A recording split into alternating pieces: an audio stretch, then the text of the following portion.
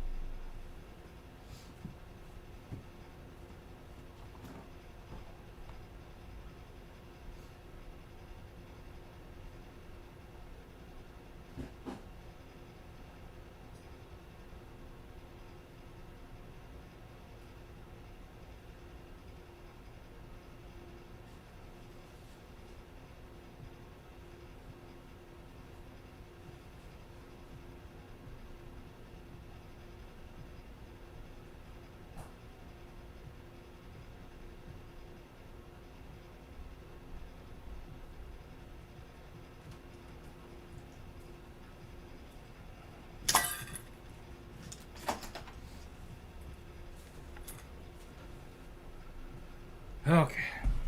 Jordan, welcome in. I did. Of your Halloween costume. I saw like a video of your walking through a house. Is that what it was? Maybe I watched the wrong one. I had to go to your channel and just check out. I thought I looked at the one that was the newest. Maybe I looked at the wrong video.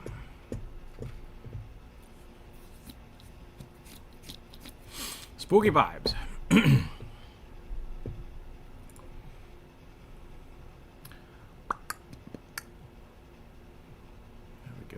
Turn that off. Turn that on. Boop, boop. Welcome in, everybody.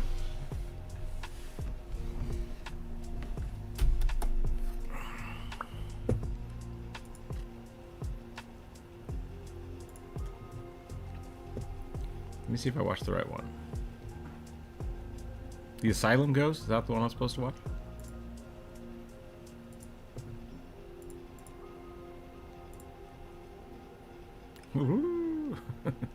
It's pretty good.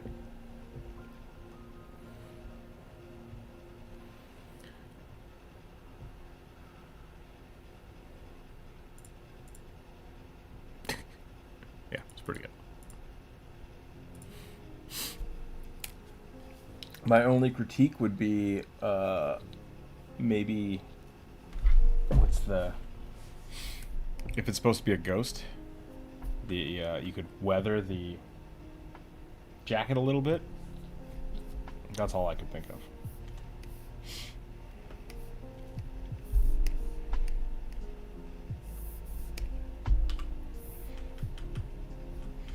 We're going to draw a sugar glider today. A very angry sugar glider.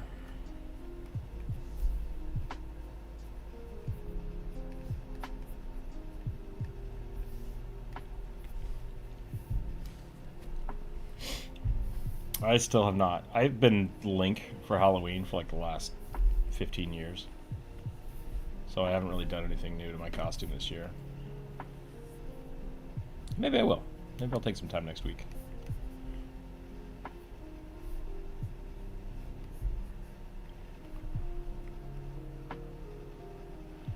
Sure.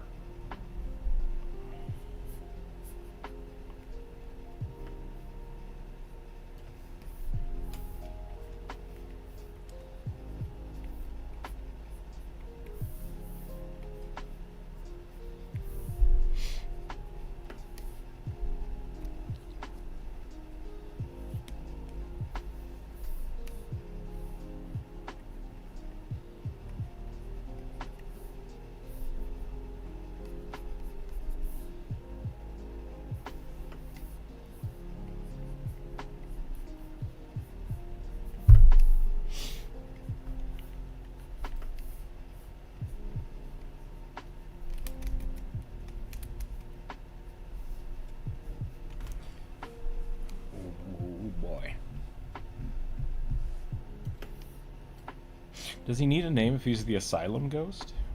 Or was that just like the colloquialism people call him?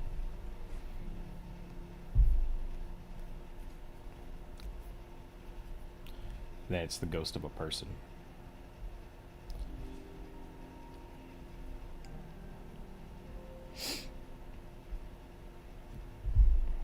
That's what I feel like was missing from Phasmophobia. It's like they created some stuff where you could figure out like what kind of ghost it was, and then you just left. Like I want to play the. Hey kid. Good morning. Yeah. You get a good nap finally? He's been struggling all day because his teeth are coming in. My nose is stuffed up too. It's been a weird day. I wish Phasmophobia had something that was more akin to like actually learning about the person or the ghost for that location, and or maybe getting rid of the ghosts, like cleansing the house or something to that effect. That would have been really fun. But they made a Ghostbusters game. I probably should have played that.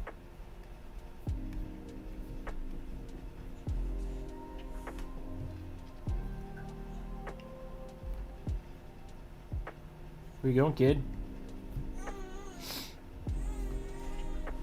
What's up?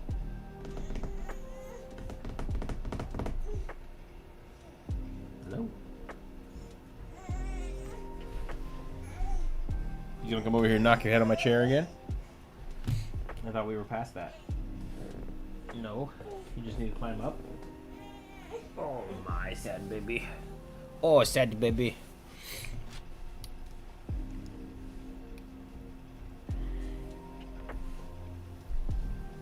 Kindness and sympathy for patients. That's interesting. But he craved violence. Wouldn't that be the non-rational part?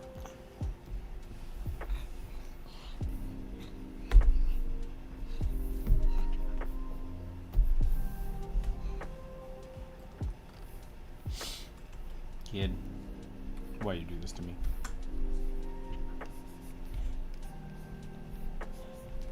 I was hoping the tiny man would sleep a little more today, but he is up now, so we will see how this goes. Stop it. He just wants to touch everything. Want to break the keyboard. Nope. Kid, play with your toys, huh? Let's get you a beanie baby or something. Here. You gonna have a ghost and a pumpkin? How about that? How about that? You got a ghost? Okay, play with your ghost. Now this ghost he no longer has a reason to go on. That's why it's collapsed at the end. That's interesting. Like, because ghosts usually have unfinished business, right? So if their unfinished business can't be completed as a ghost, does that make them more of a ghost? Or non-ghosty? Last time you did one of these streams, you drew one of my characters. Is it okay if I use the art for my D&D game? Play Claire. Yeah, you're totally welcome to, Ezra. That's totally fine. Just as long as you're not selling it.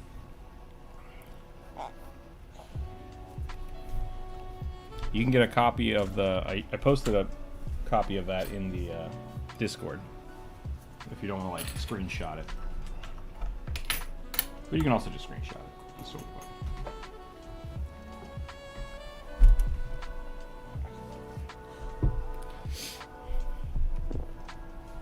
Oh boy.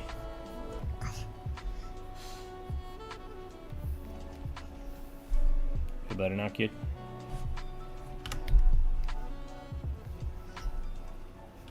I crave violence.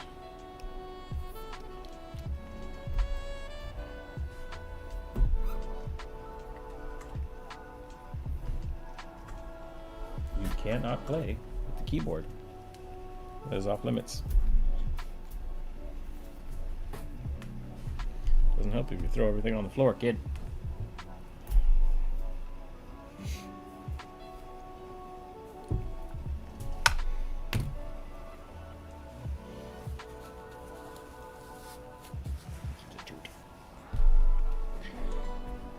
He can see paradise in the sky. He knows he's never going. Why not? He didn't do anything bad. I feel like if you live a life of craving violence but never hurt anybody, yeah, you're probably good.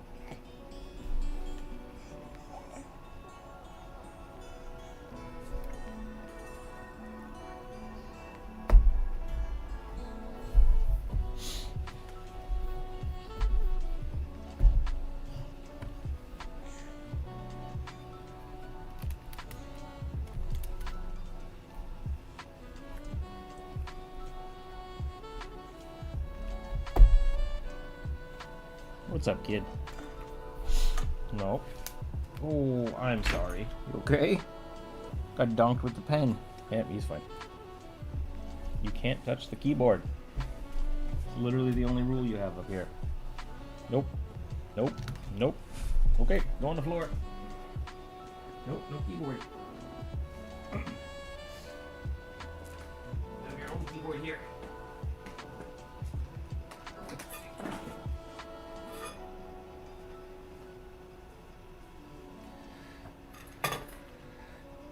I just want to do the stuff I'm not allowed to do. I want to eat the cat food and break the keyboard. Why won't you let me have fun, Father?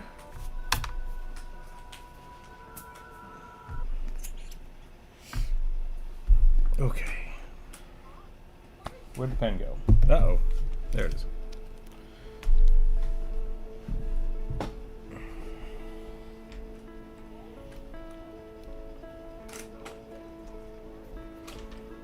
Right, like, but I don't see that as being irony because I don't get it. Sorry, I'm being overcritical again. That's my whole jam, is being overly critical. Because it sounds like he's unjustly a ghost. Is that the intent? But if that's the intent, how do ghosts work in your universe? Does someone decide who becomes a ghost? We used to do this when I was in college. Every Halloween, we'd have people create. We do a costume contest, but it had to be an original character. And the intent was to make the character in a way that the people that judged it kind of had to guess what you were doing. So you'd write down what the character was, and then people would talk about it. And that's all we did. We just talked about the characters.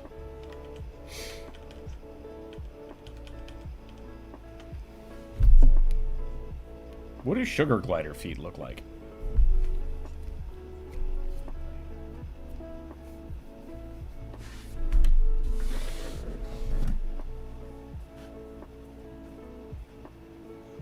Is irony the opposite of poetic justice? Because, like, the poetic nature would be that he was, right, like, rightfully condemned to be a ghost, right? He did evil things, and thus he had to look at his whatever forever.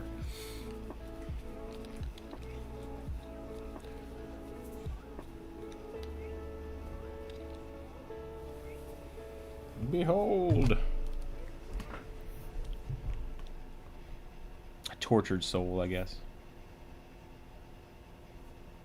Who decides who gets to be tortured?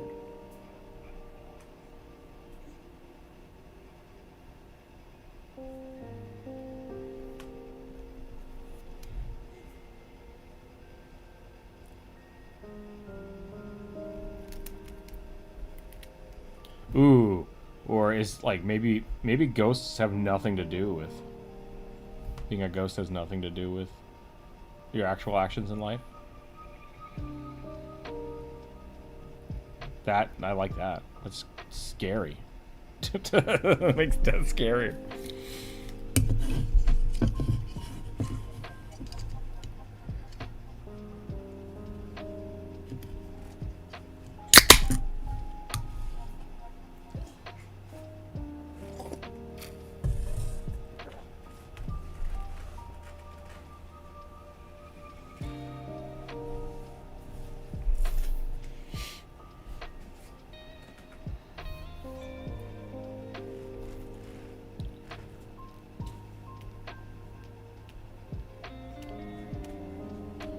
Ooh, or is it that...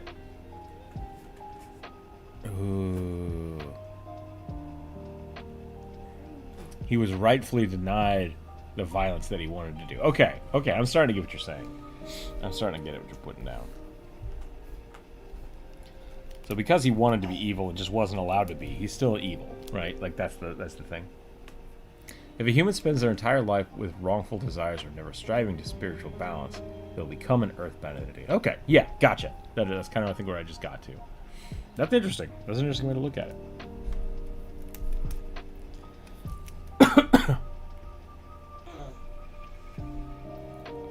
If your intent, it's all about intent.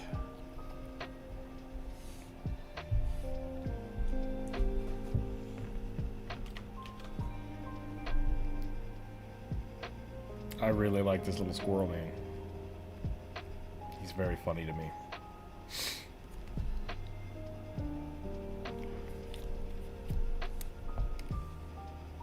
I gotta look up sugar glider feet. I don't know what they look like. I assume they just look like squirrel feet, but they might be different.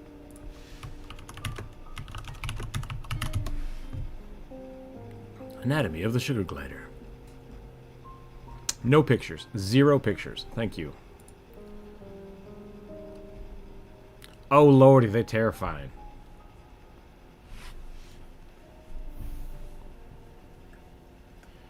Oh lordy.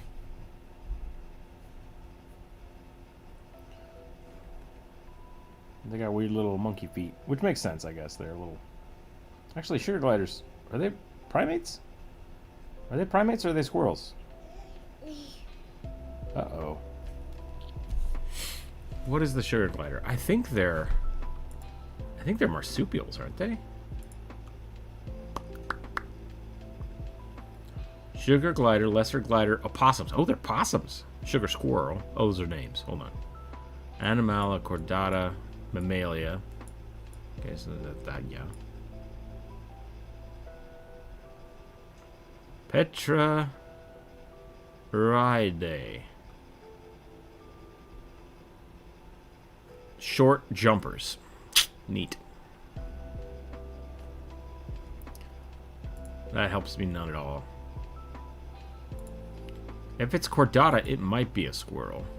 But I don't think it's a rodent. They're not rodents. Oh lordy. They can have babies every 2 weeks. Oh, but they are... No, okay, they are... They have pouches, so they're marsupials.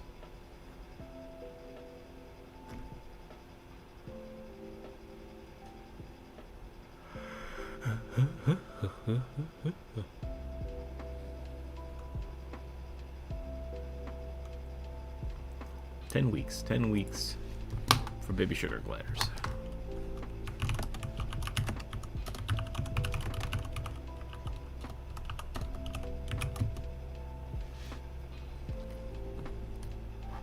Nocturnal marsupials. There we go. Okay. Cute little buggers.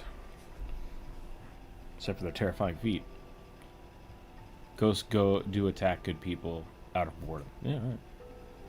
Nice. You got a good character. I think you made the costume works really well too. Using the like black muslin, I think is what it is. I'm guessing. Might be nylon or whatever you used for the face covering. Like completely blocks out the features. It's creepy. I dig it.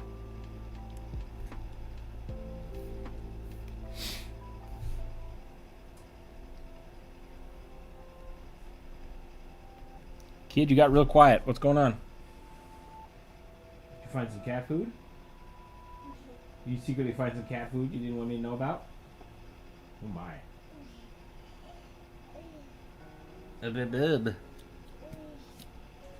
Bub. Bub.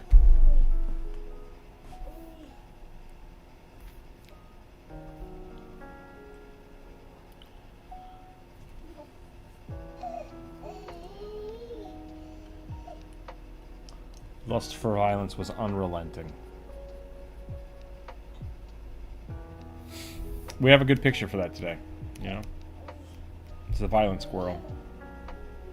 He just wants violence. That's all he wants.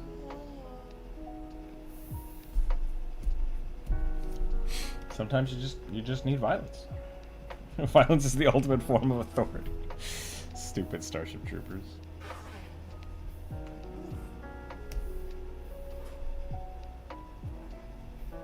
What is happening? You alright, kid?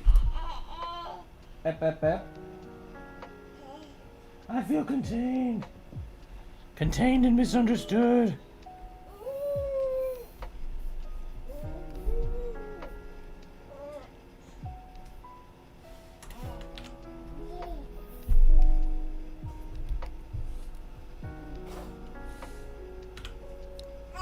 This might be a fast commission. Painting animals is pretty quick, though, so it's pretty fun. I have some more commissions to draw some doggos next week. That's gonna be fun. We got lots of fun things coming up. Lots of fun things are coming up. If you haven't checked out the new Mummy video, I highly recommend it. Leave a comment on it. Leave a comment on someone's comment. That's how the YouTube thinks things are good. So they don't talk about that. People don't talk about that enough.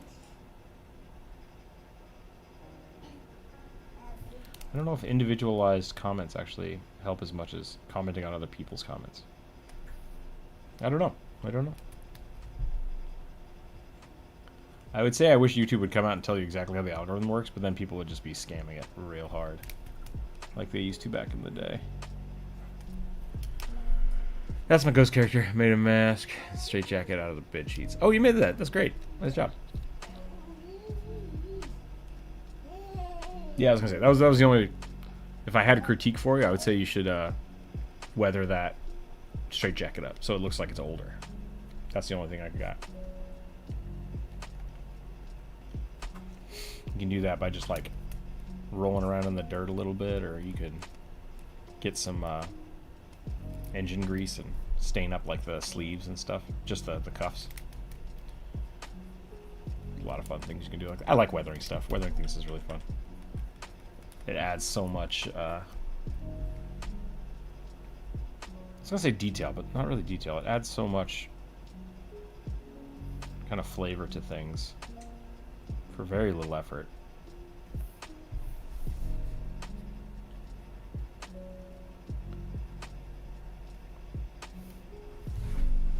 What'd you find?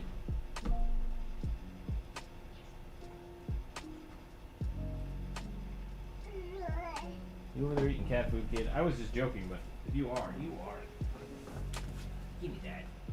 Give me that. You don't need that. I found it. It's mine. I get to eat it. No, he's not gonna go hungry, so that's good. Eat cat food. I do intend to make another straight jacket as soon as I get some more belts, more straps. Use canvas D-ring belts. Yeah, those are great.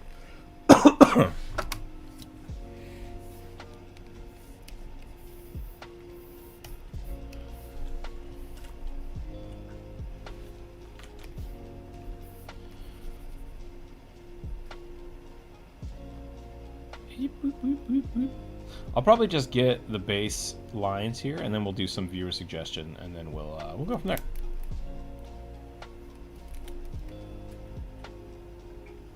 Can you buy straight jackets anymore? I assume you can at like costume stores, but are they made out of canvas?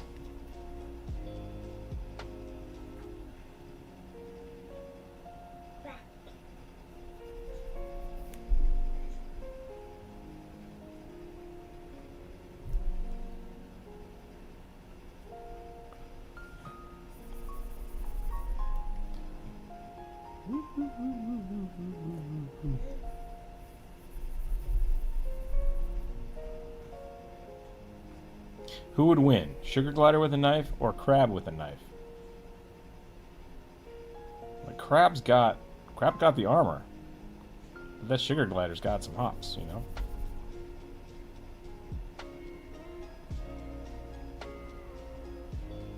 Death from above and all that.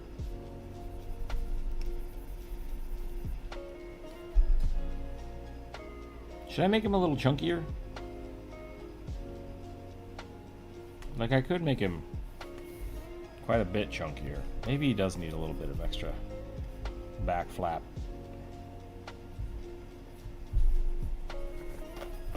Ooh! Some good climbing, kid. You're doing good. You're doing a good job. But I don't want you to fall over and hurt yourself. Like that? You can have it.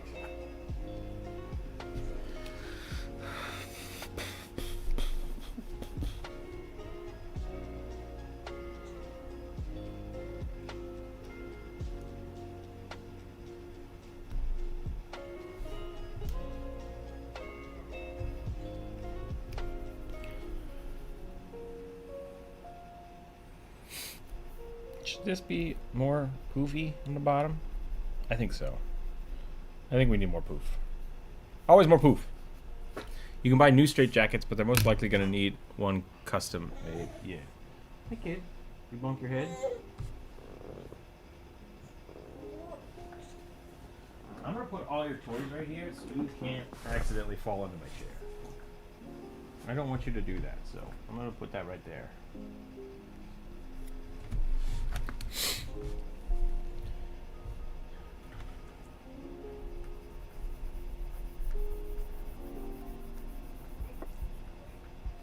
Let's keep learning. Thirsty keyboard. Pay attention to me.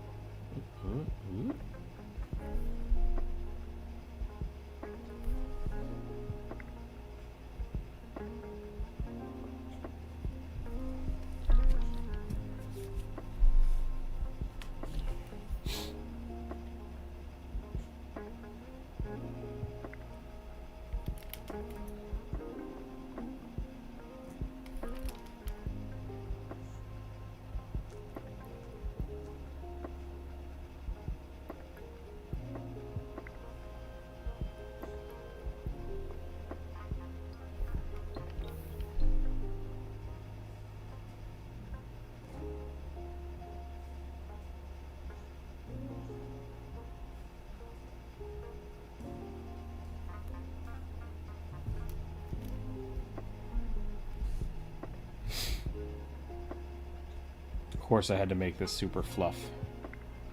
So now this is going to take forever. Just getting all the little tail poofs in here.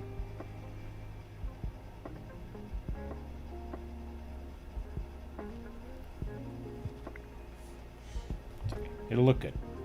That's the important part.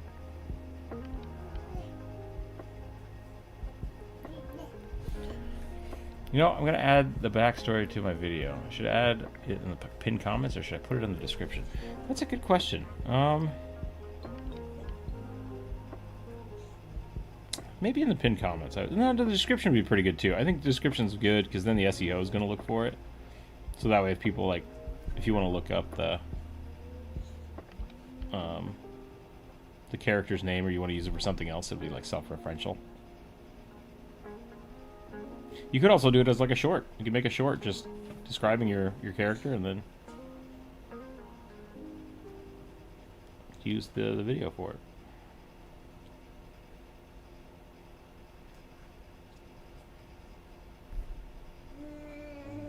Blah, blah, blah, blah, kid.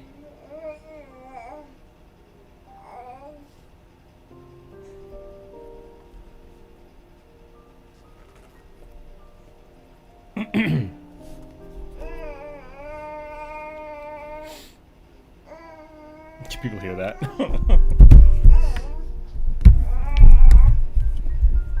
Oops, sorry.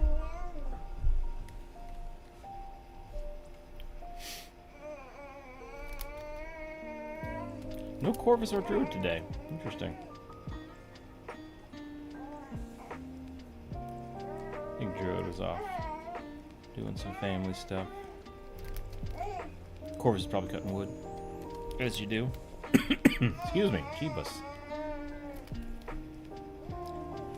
I gotta clean my air vents. Every time the heater kicks on, I just can't breathe for a little bit.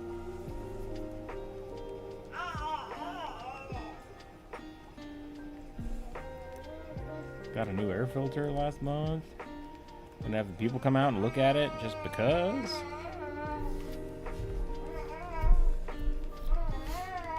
This kid, I tell you, he will find like tags on. Right now, currently, it's like a pillow.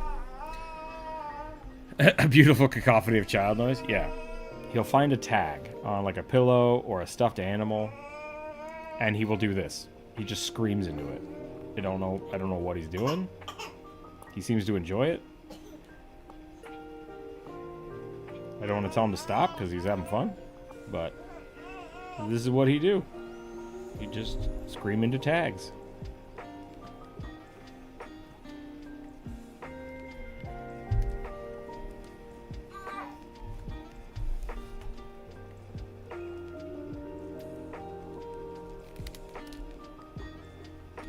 Oh, this squirrel is going to be a lot of cleanup.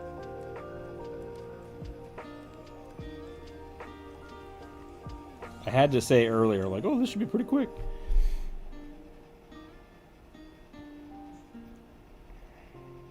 I say that because, like, when you're drawing animals, like, you don't have to deal with armor or drawing hands too weirdly. Belt buckles. So, like, painting should be pretty straightforward. Probably only going to use 3 or 4 colors, period. So it'll be simple, but it's still going to take a lot of time, because drawing hair is kind of a pain in the butt.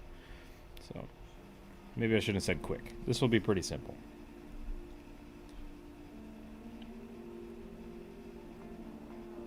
Simple, but time-consuming.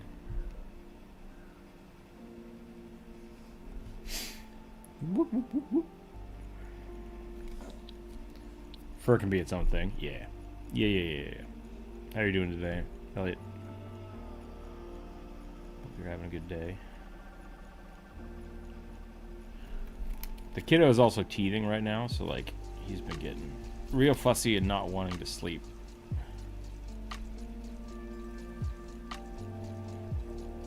It is pretty funny giving him, like, baby Orgel. Like, the teeth pain thing. Because he'll be, like, super upset, then you do that, and then he's just like, what's happening? Why is my mouth numb? It's like, yeah, kid. Hey, how'd you get under there? Don't chew on that. Yeah, nope, you don't get to be mad at me. Nope, stop. You can't play with the wires under my desk, kid. Oh, yeah.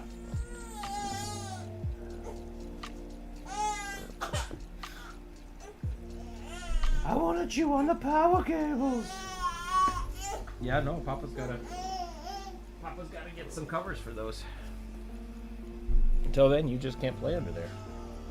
Oh, he's so mad. He's so mad. You like the squirrel? You like the murder squirrel?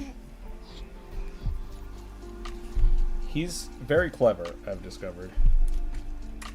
Because he'll do this thing where he'd be like, "Oh, I'm not allowed to touch the keyboard, so I'll just play with this thing right here, which you're fine with me playing with." And then he'll just slowly lean towards the keyboard until he can reach it, and then he just immediately switches over, like, "Ha ha! I have fooled you." It's like, clever kid. I think the one I remember from watching my brother and sister growing up, frozen washcloth chew on. Yeah, I think you told me that before. I've been trying a few different things. This morning he got a cucumber all to himself. He just got to chew on it. He liked that pretty good. Little tiny cucumber.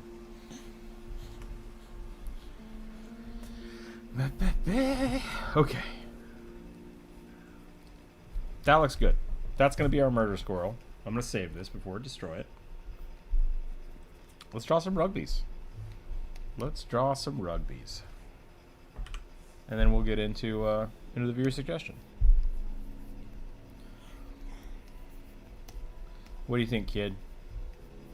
What kind of rugby should we draw today? It's almost Halloween. Should we do a spooky ghost rugby?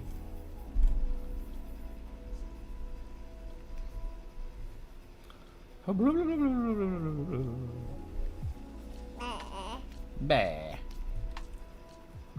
Cold carrots could be good too. Yeah, I think the cold kind of hard things. I was gonna give him a popsicle, but like I can't imagine a popsicle being good for your teeth. Like if you have baby teeth, they're probably kind of sensitive. Hey, what are you doing?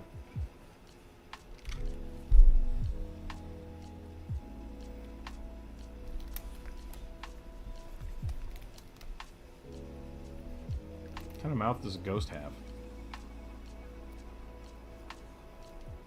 What are you sticking your fingers in my ear for? What are you doing?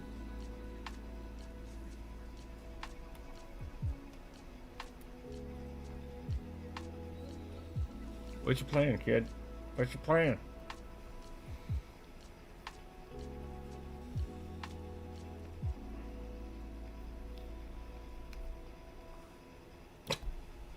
What are you doing?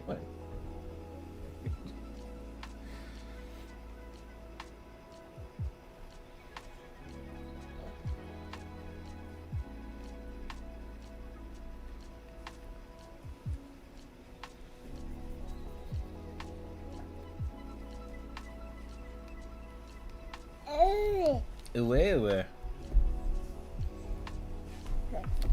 Yep.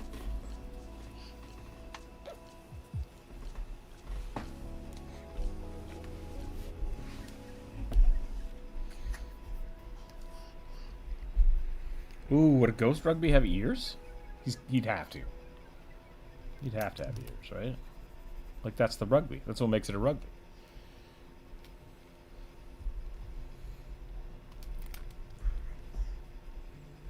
Kid, don't lick the monitor. What are you doing? You're so weird. You're so weird. Yeah.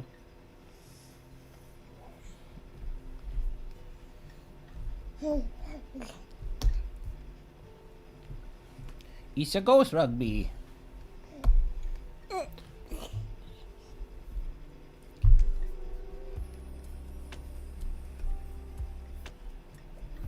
Spookabobs.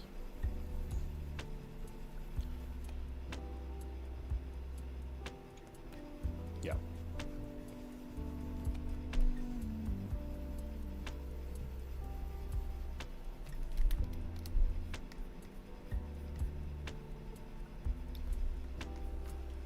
Yep, and there's the keyboard again. Nope. Nope. I don't know why you think. Yeah. I don't know why you think anything different this time. Here's your keyboard. You can play with it.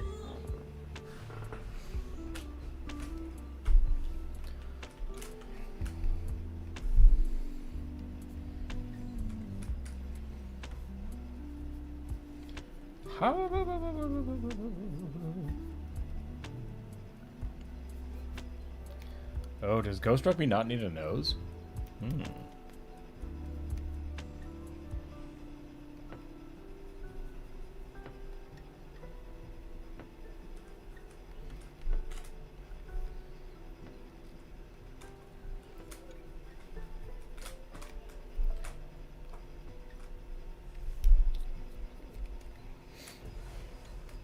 Maybe they would glow, and you wouldn't need the shading.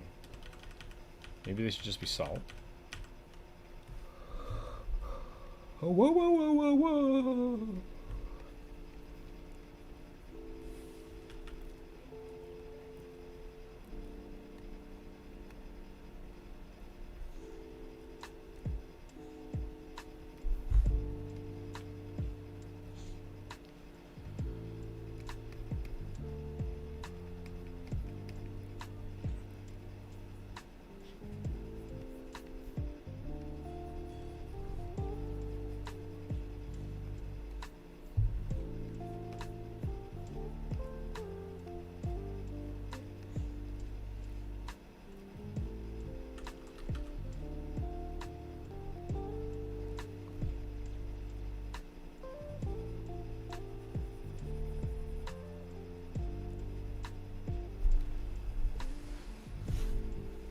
Where'd you go? Right under the chair.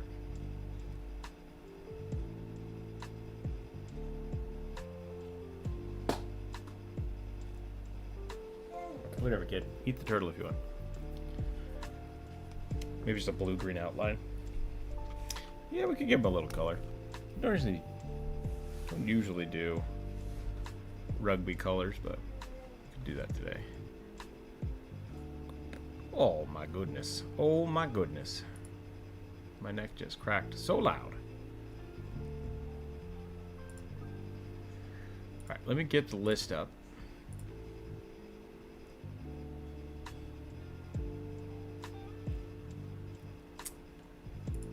Nope, that was the wrong button. Bo-bo-bo-bo-bo-bo-bo. Okay. We got some French stuff to do today. Give me 1 second. I'll be right back, and then we will start this up. Hang tight, everybody.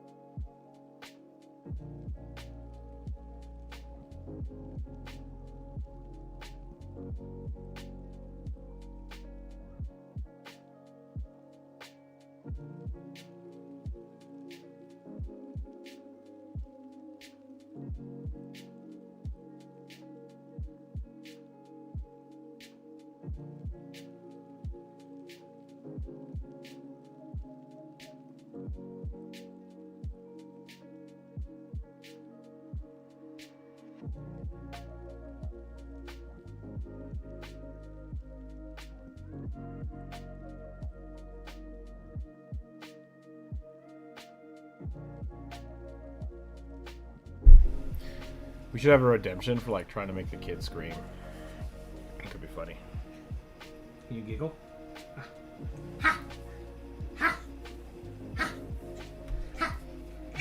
Yeah.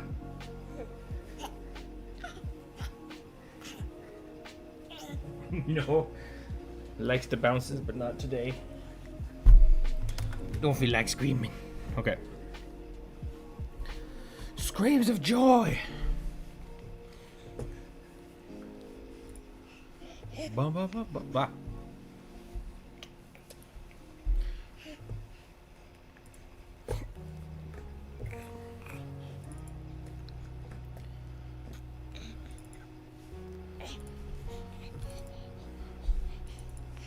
Why are these? That's not what I want. What's happening here? Let's grab that one. Paper.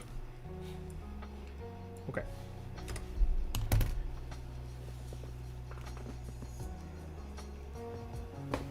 What if I put this under my chair? Will that protect your head so you can whack by it? Maybe. Let's see if that works.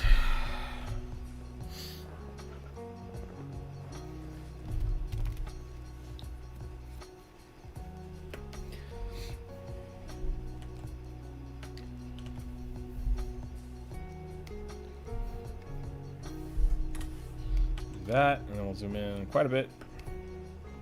There we go. Okay, what are we doing today? Let's roll some dice. For those of you who are new here, we have a list that we made from last Monday as well as Wednesday. If you have not suggested a character this week, you can tell me what it is. I'll put it on the list. We're going to roll the dice. The dice decide what we draw, and here we go. That is it. 8. Cute black kitty with too many teeth where its stomach is. What does day 1 mean? I think Druid drew that already. But I will draw it again. What does day 1 mean?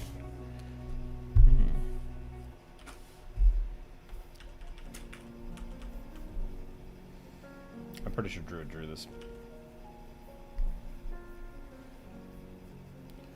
Dude did draw that? Okay.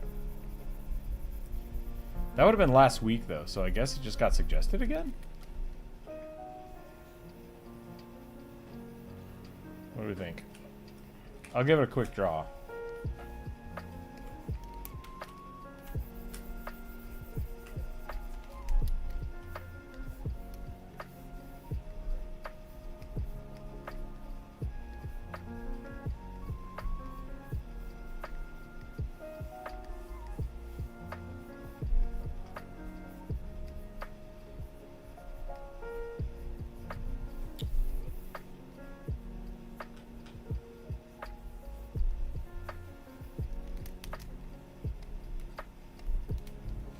You know what? Let's just do this.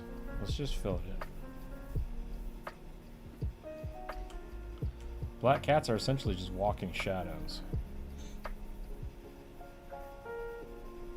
Non-stop silhouettes, if you will.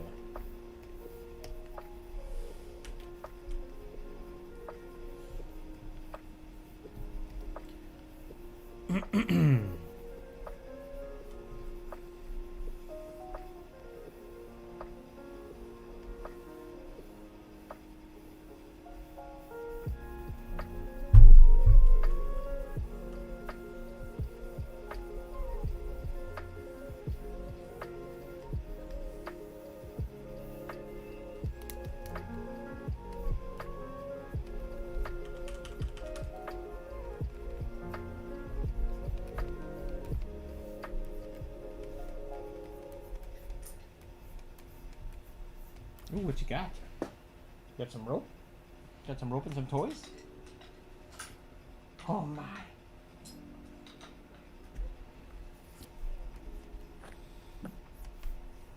Corvus, welcome in. Hello. How are you today? Doing alright.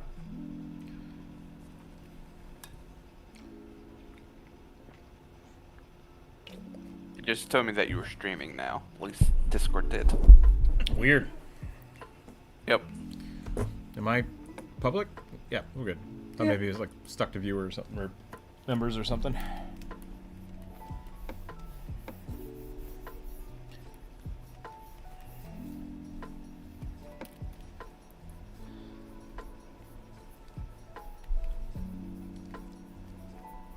Drawing a cat.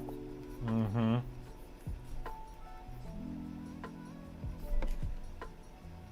Whoops. That got weird. Hmm? I said that got weird real quick. What do you mean? I just... One line went up and the other line went down and things got strange. Oh.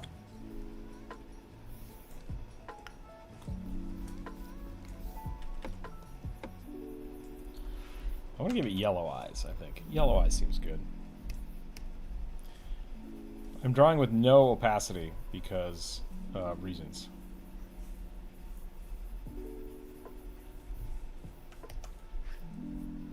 We'll see how this turns out in a minute.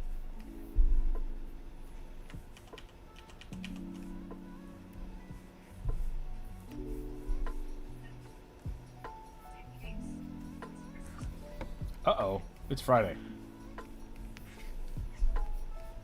Yep. I have not yet set up the map for tomorrow. Oh no. I have everything written. I just haven't set the map up, so I got to do that today.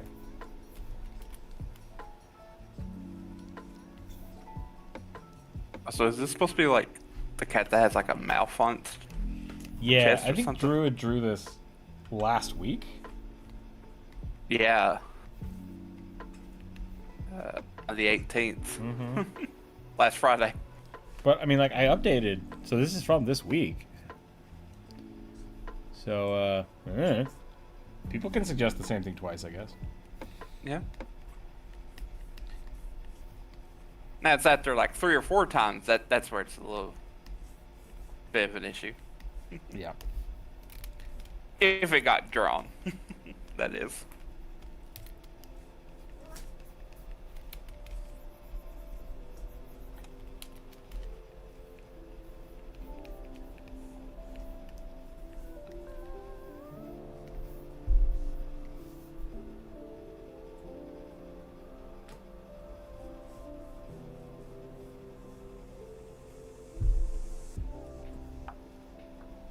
This might not read as a mouth.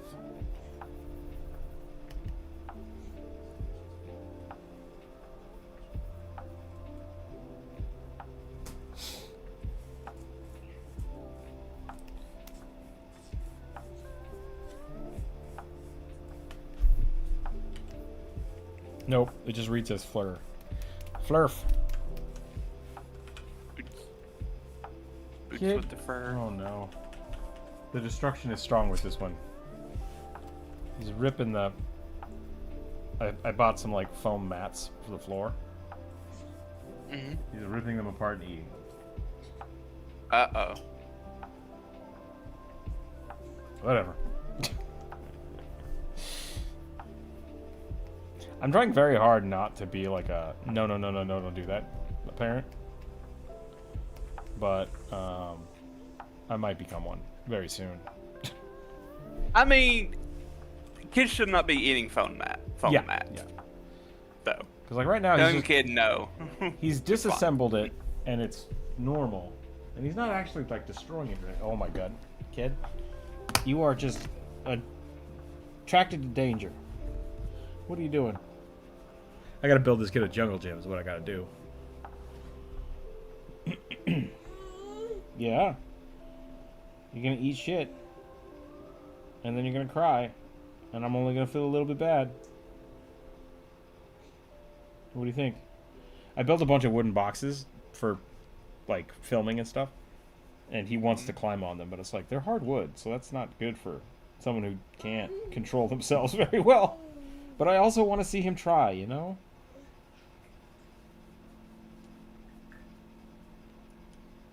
How dangerous is this? That's the question. How dangerous is this? So he's not permanently destroying the foam, is what I was getting at. If he was permanently destroying the foam, I might yell at him.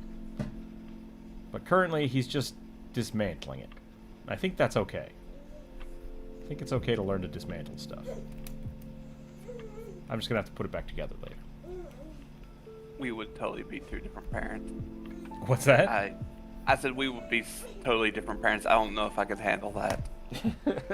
Just like, no, stop it. Oh, what You're not even a year old. Stop it. The other thing is, like, yeah, he's only 6 months old. I don't think he knows what no means yet. So I don't know if it actually, like... Yeah. I will correct his behavior to not let him die. But I don't think he actually gets that he's doing something wrong.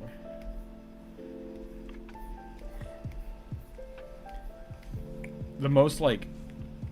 Totally, because hence why I've also said I would make a terrible parent.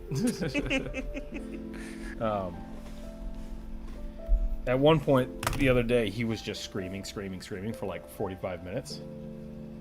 Because he didn't want to take a nap. And I yelled at him. And just like, hey, why are you crying? And he looked at me like, the fuck did you just say to me? You want to go? You want to go? But the most offended I think I've made him was he was doing the same thing the same day, and I sneezed, and it made him stop crying. He was just like, "What the hell was that? Like, what does that mean?" And I was like, "Really? That's all I got to do? I just got to sneeze?" I think it's because I scared him. How dare you scare me? Yeah, what the hell? I'm having a moment here, and you are supposed to pay attention to me.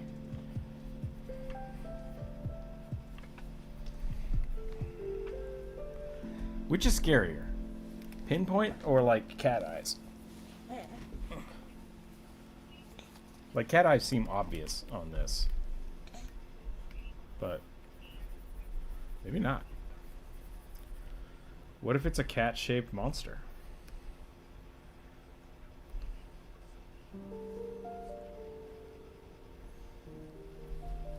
It's a mimic that's just the shape of a cat.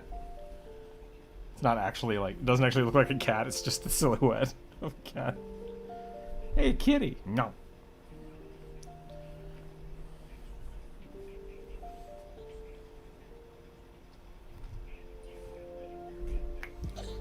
Cat? Kid, what are you doing? I want to stand up. But I'm not coordinated enough to do that yet. You're just gonna kiss the monitor? Okay. Did you kiss the kitty cat? You like kitty cats? Is that what's going on? I love kitty cats.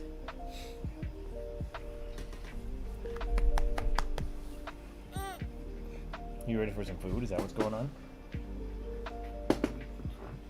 What did I put you in here? What did I put you in here?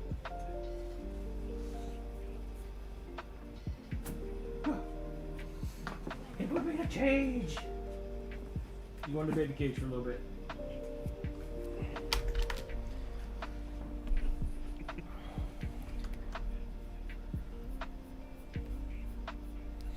If you don't know what a baby cage is, you are not a parent. That's all I have to say. Or have not lived through younger siblings. Yeah.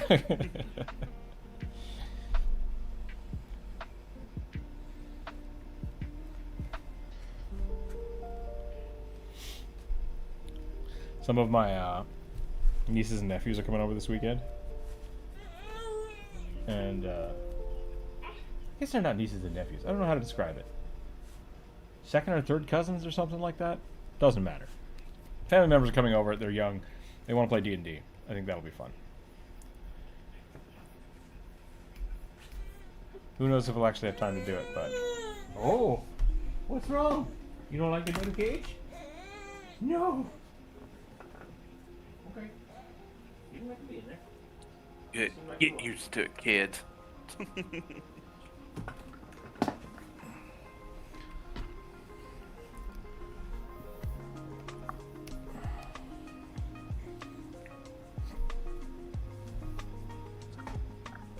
I feel like this is what was asked of me.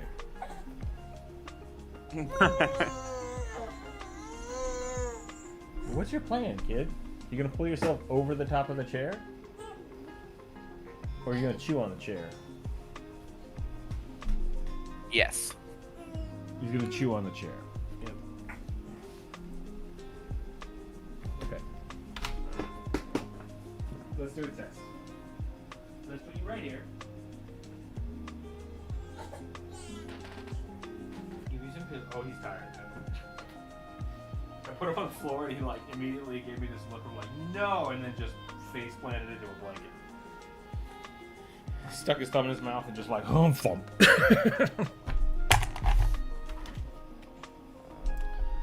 I don't understand the mentality for children to, I'm tired, I'd better be as energetic as possible to keep myself awake.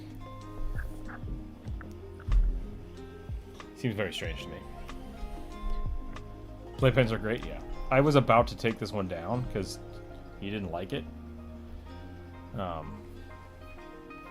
But I have since changed that. It's the same thing with, I was about to take down his crib and turn it into a bed. And then Jump Rope's like, no, I need containment sometimes. And I was like, all right. And then immediately we needed it that way. And it was like, okay, well. Turns out all of my instincts are like 16 hours. I need to wait. I have to wait a day. Every time I want to make a decision about the baby, I need to wait one day to see if that's the right thing to do. I will say, as someone, I remember being so tired that I physically could not go to sleep in high school from my catering activities, and it was just, it was rough. Yeah, that is. I was like, basically my existence right now. So like I Like get that. body so sore from standing up so long, and from being at school for the for all day as well. So it's just like I am exhausted. Yep. I know that feeling all too well. Yeah. The worst one from that is like when I worked at the restaurant, is like they would have you close and shit would just be horrible. So you'd be there till like 2 a.m, and then you had to open at 6 a.m. And so like I have to run home, maybe shower, and then try to get like 3 hours of sleep, and then you just can't because you're so amped up from being at work and then worrying about getting up on time to go to work. And it's just like, this sucks. This sucks and it's awful. And it should be illegal. Yeah. And I think it is in Washington now. Like, they have to give you a certain amount of time between shifts. Mm-hmm. I think it's like maybe a thing here for like certain employees. So, but yeah, it's rough. It was especially rough like the first time I did it because we didn't have access to like the school's washing dishwasher machines. So we had to wash all the dishes by hand. Yeah. Instead of just spraying them off. I remember one time when I was working at the Italian place, our dishwasher broke, and one of the guys just quit. He was like, "Nope." He walked out and like, "Well, I'm a dishwasher now again. Cool." Yeah,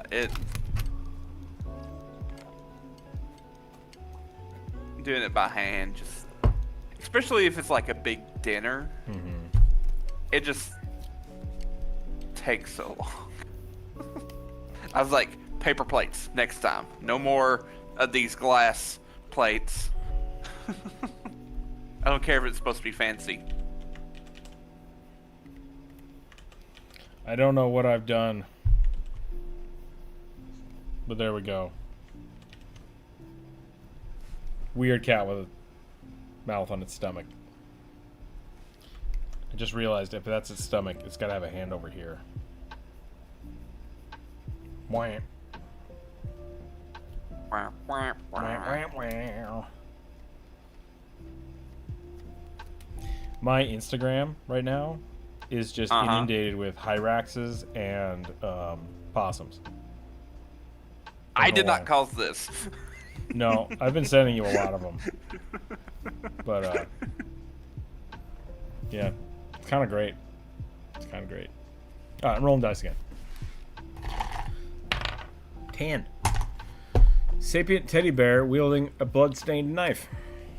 What does sapient mean versus sentient? Walks on all fours? Is that what sapient means? No, so sentient kind of just means you're like alive. Okay. Sapient means you're like aware. Got it. I believe that's the distinction. It's like, So you're basically drawing a teddy bear puppet with Yeah. a knife. So I'm just gonna be drawing derpy stuff all day, apparently. Horribly disturbed derpy stuff.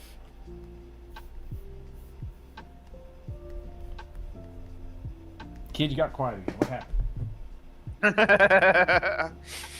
it's quiet. What's wrong? Just standing. Just standing.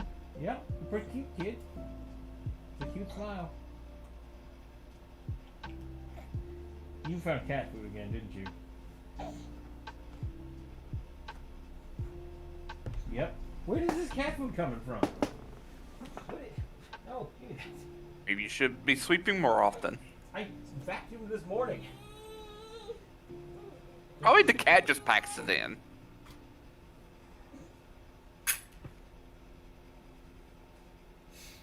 The cat food bowl is in this room, so I get that. But, like, I think he's knocking the bowl over and then stashing it.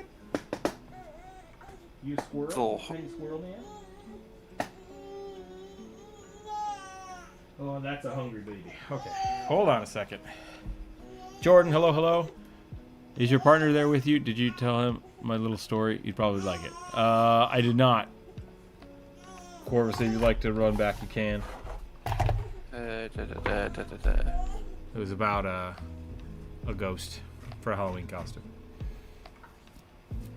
I will be right back, everybody. Hang tight.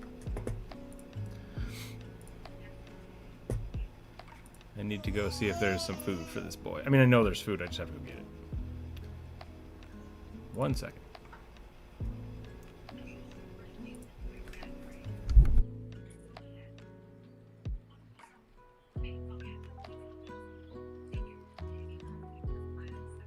Hello, bro.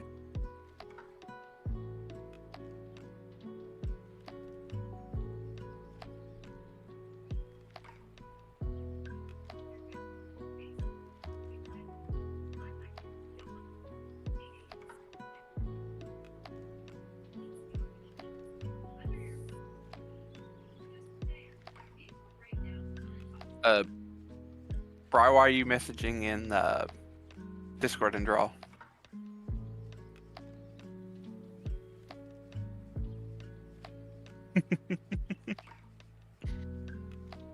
Said the live stream chat.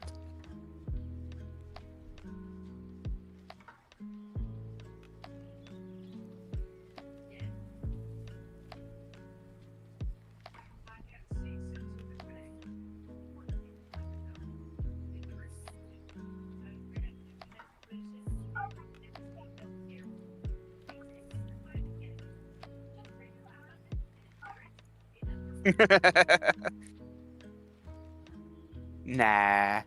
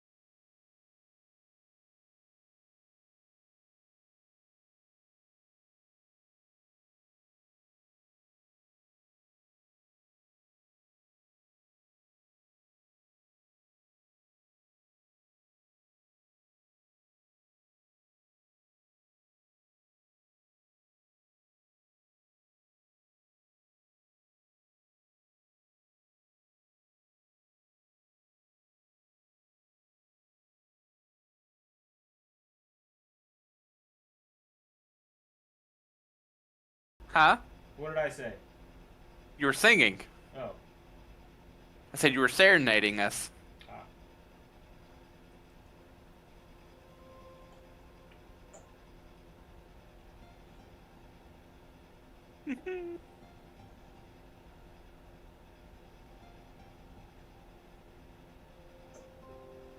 I am doing alright, bro. Okay.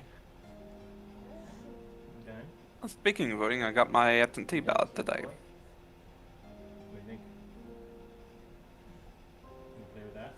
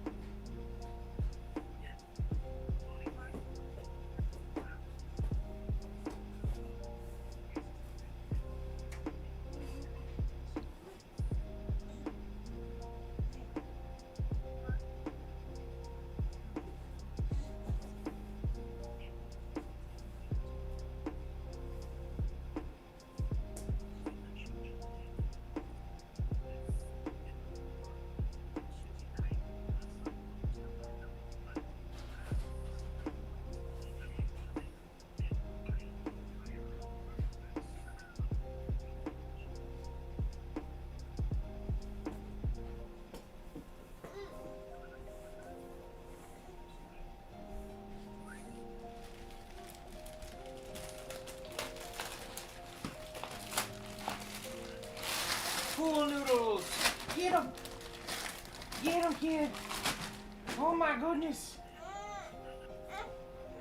Oh no. You don't want those?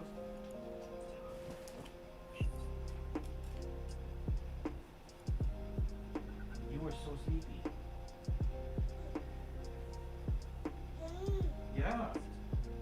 Woof. No, don't want to sleep. No, don't want to sleep. Did you get to see the story, Rook's partner? I see we're talking to Corvus. Yes. We do need to put a little like thing on the screen so people know who's here. But I guess they could just be in the Discord.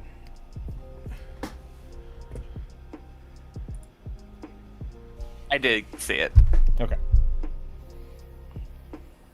So I got distracted by Reels because we were talking about Instagram. Oh yeah. All of my days start with "Here comes the boy" and then end with "Go the fuck to sleep." Like, that is my life right now. Go sleep, go sleep, go sleep. Go sleep, go sleep, go sleep, go sleep.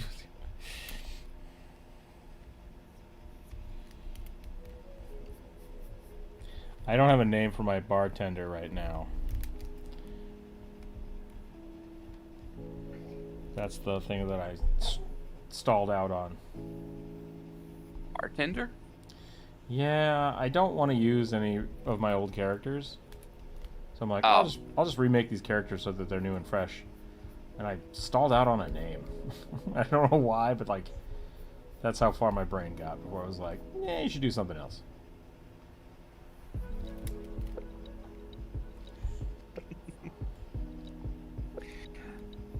It's called Fantasy Name Generator.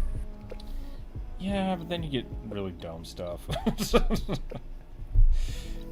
why you cherry pick.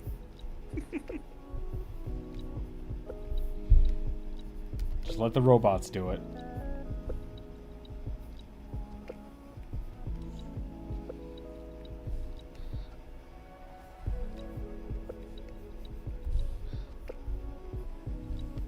What kind of noses do teddy bears have? I guess just stitches? Just like stitch noses? You play one, you should know this. I am playing a tiny Batman. Like, I haven't really thought about the levels of... It's often just a little upside down triangle Yeah. nose. Either plastic or weird felt thing. I'll be back. Okay. Back.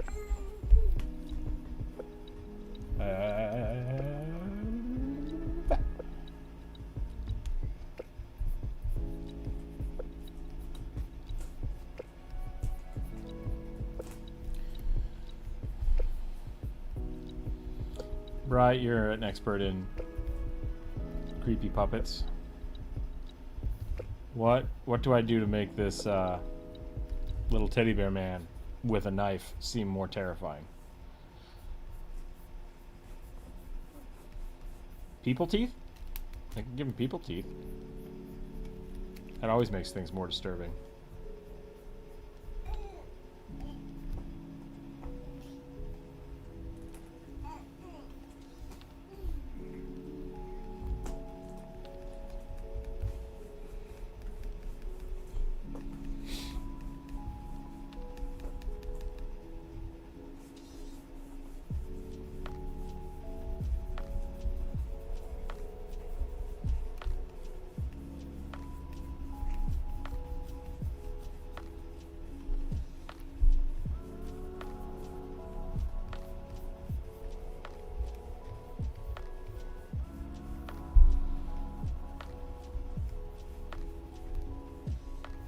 If a puppet slowly is replacing its body with human flesh, when does it become a person?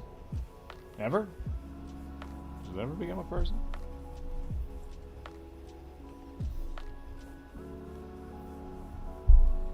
Sorry if that question was too dark for people out of the blue.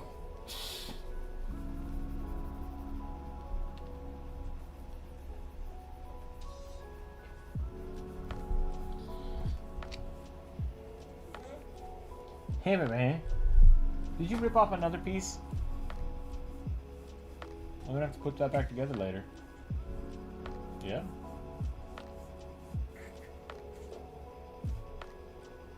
Where'd all your chew toys go, huh?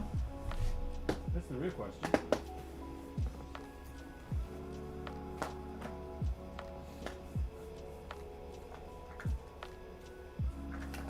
That's actually a really good question. Here, chew on a banana. Banana. Not phone. Banana. Yeah, it's probably better.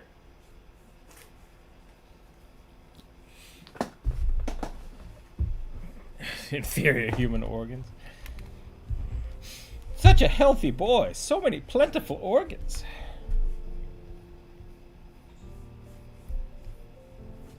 My squiddly sporch. Squiddly spooch. That's what it was. Humans don't have squiddly spooches. I do, Tib. Is that an orc?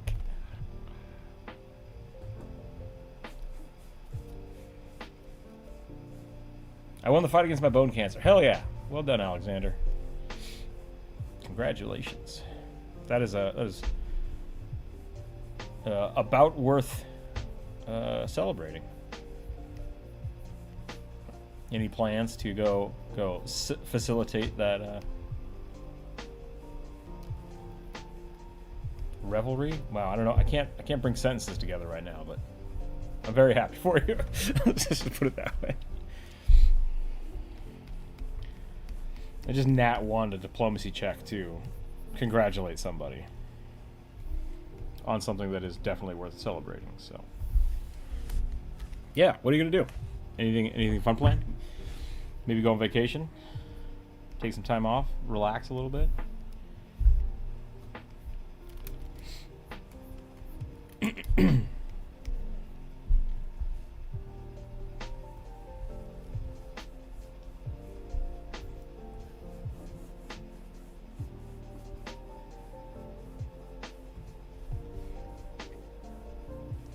I don't think they asked for this, but I'm gonna have it holding a heart. Just seems appropriate.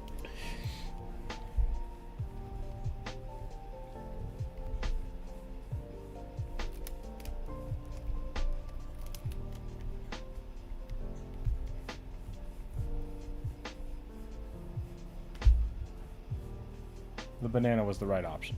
He seems very content with the banana. I say banana. It's just like a baby chew toy.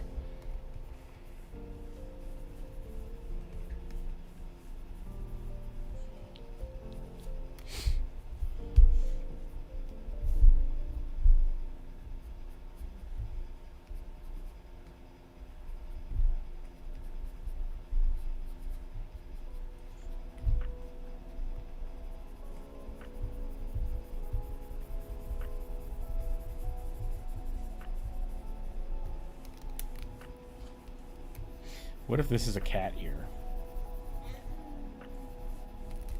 Like a little stuffed cat. His ear's different. I kind of like that idea.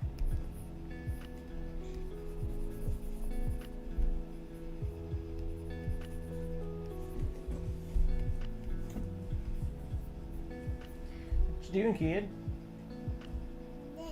I'm here to cause trouble.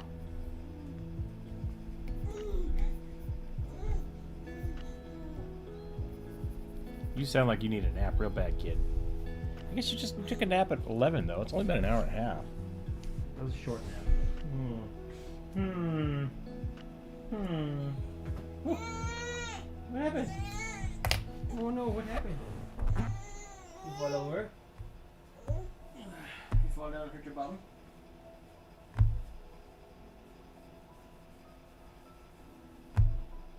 Take a nap, cool?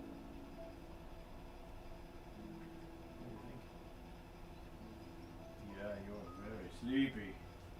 That's a sleepy baby.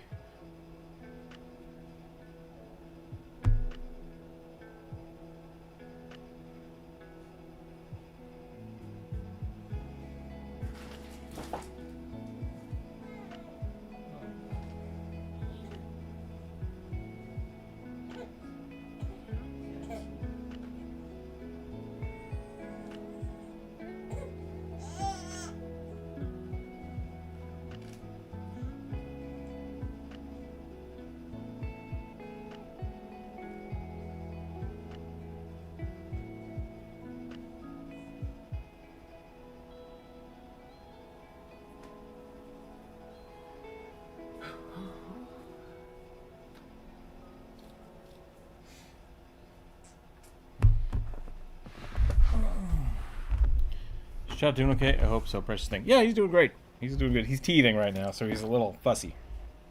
But otherwise, he's doing pretty good.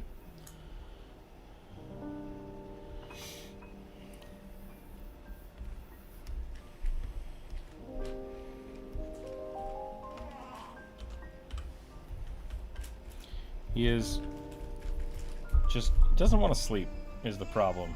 He does. He gets the sleep he needs. But he fights it.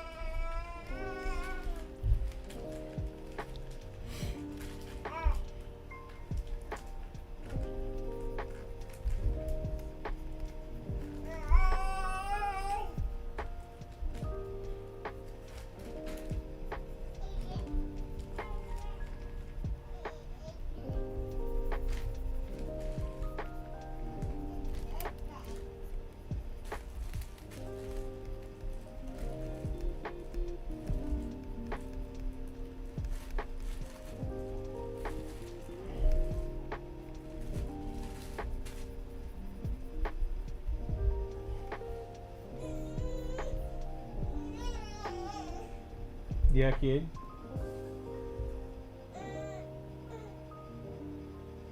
He's very happy, but he's very tired. I might have to take a little bit of a break here and go actually try to make him go to sleep.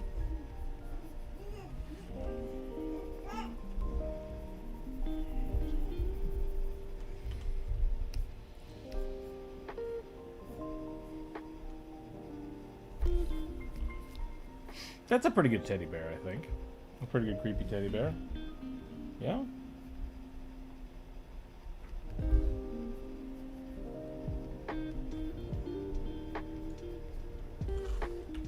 Maybe we'll dirty up the feet a little bit.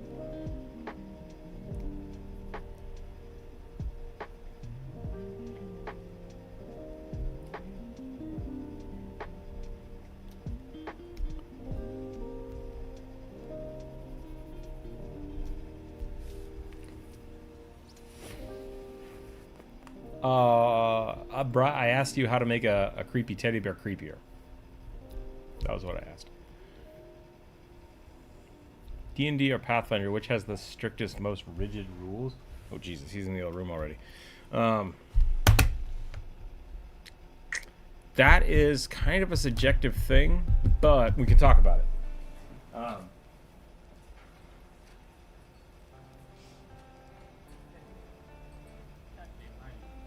Why are you in this room? You don't belong in this room. You belong in this room with me. Dab, dab, dab. Gotta close the baby gates. Gotta close the baby gates. Okay, so D&D, specifically 5e, and now moving forward to D&D 1 or whatever you want to call it, is simplified in comparison to Pathfinder. So it would be easy to say that Pathfinder has more rules, but the problem with that is that D&D doesn't have as much flexibility. So in one aspect, D&D is more restrictive when it comes to what you can create without breaking the rules. So D&D 5e, if you let people just homebrew and do whatever they want and talk to your DM and do things, it's just as flexible as Pathfinder can be, but it's a lot of stuff you have to make up or change. Pathfinder has a lot more rules, but a lot more nuance for rules. In like when it comes to like grappling and crafting your characters, making feats, bonus feats, etc. So Pathfinder is much more comfortable with breaking the rules, so I would say it's less strict, but it has more rules that you have to know if you want to follow them. So they're both very flexible because they're tabletop RPGs. I say the strictness is really on your DM. The strictness is really on how you choose to play it. But Pathfinder has much larger rule set, if that makes more sense. But if you don't want to make up anything, Pathfinder's easier because they kind of already have everything written down. D&D leaves a lot of things like crafting and ship battles and things like that. They just don't add it to the game. Period.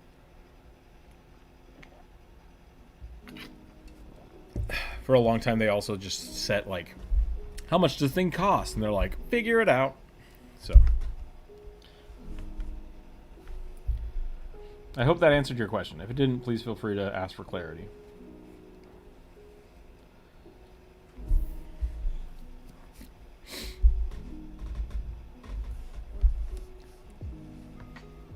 Work cake for Halloween. They wrote on it? Like, did they write something bad on it? Or did the people that you paid to make it just say Happy Halloween? Oh, I get it. Wait a minute. Wait a minute.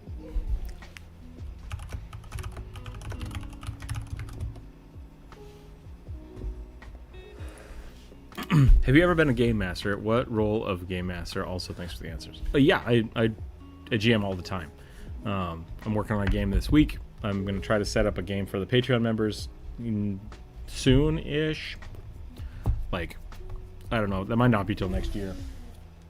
But the role of the game master is to run the game. So, like, if you're playing a video game, the computer code is the game master, right? Like, the processor is the game master.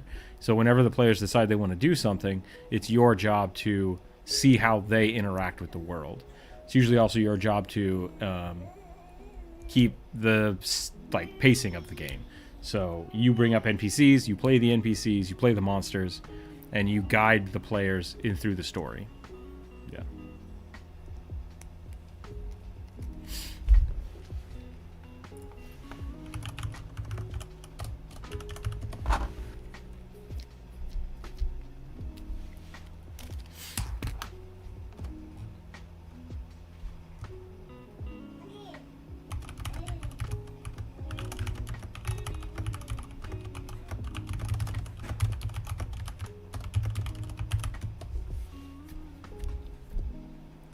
Can it be like the final boss of sorts? I mean, you are. You play the final boss. You play the big bad evil guy. But the biggest thing to remember when you're DMing is that it should not be you versus the players. You're all collectively... You're playing a collective storytelling game. So you should be working together to tell a cool story.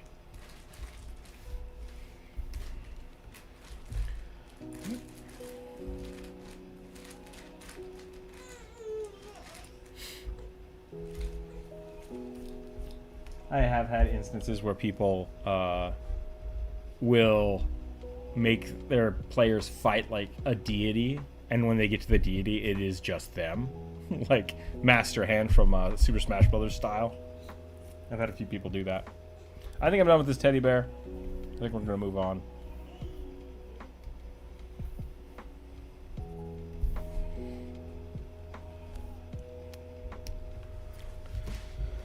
Cut at the heart.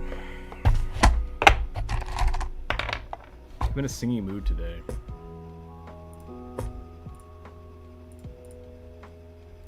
More Weretober. A were-tiger barbarian pugilist, big scary as you can make them. Alright. Alright. Oh, kid. What happened? Why so sad? Why so sad? He is so tired. Give me a second here.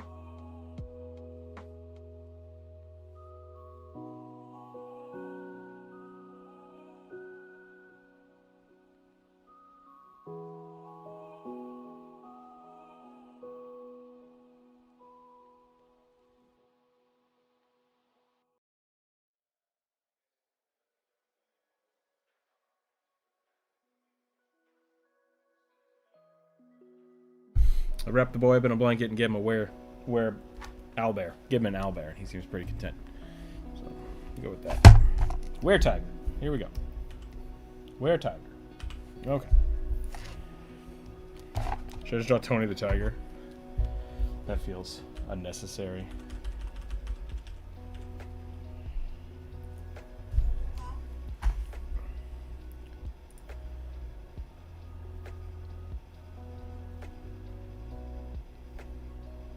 That's pretty funny.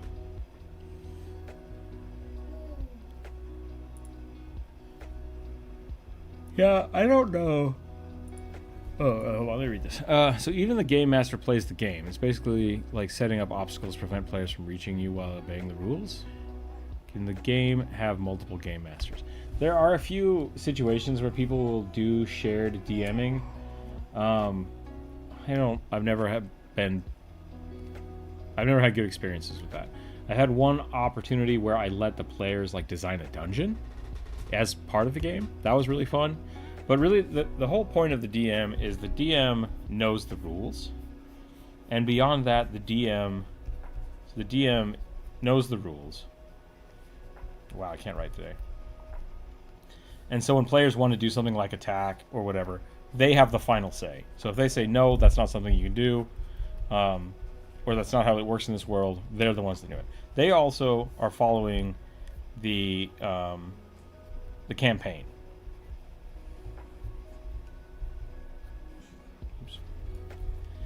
Whether that's like a module, like you bought a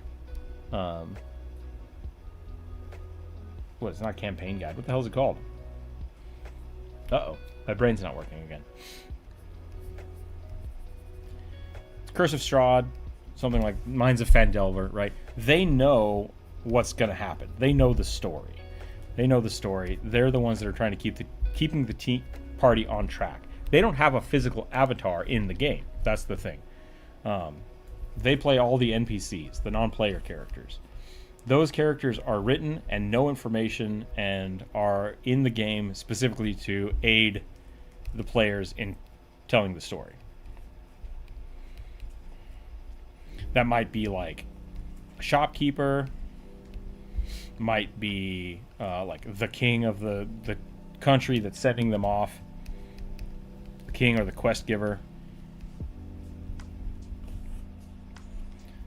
Basically anybody that's not the players, right? And that also includes monsters. So I'm just gonna write mobs. So essentially whenever your players encounter a fight, all of the PCs, the player characters, they're all ready to go, and then the DM plays all of the goblins, all of the little monsters that are going to fight. And so this is where like the player versus DM mentality comes up a lot, because a lot of people will say, as the DM, it's my job to just kill all the players. And while like killing the players can be like a kind of, that's what the goblins want to do, right? The goblins want to kill the players, but you should also be playing this in a way that is the most fun for the players. So maybe it's you're not just trying to mercilessly kill one person in the party, right? And that's when things start getting really toxic and people start fighting. Oh, kid.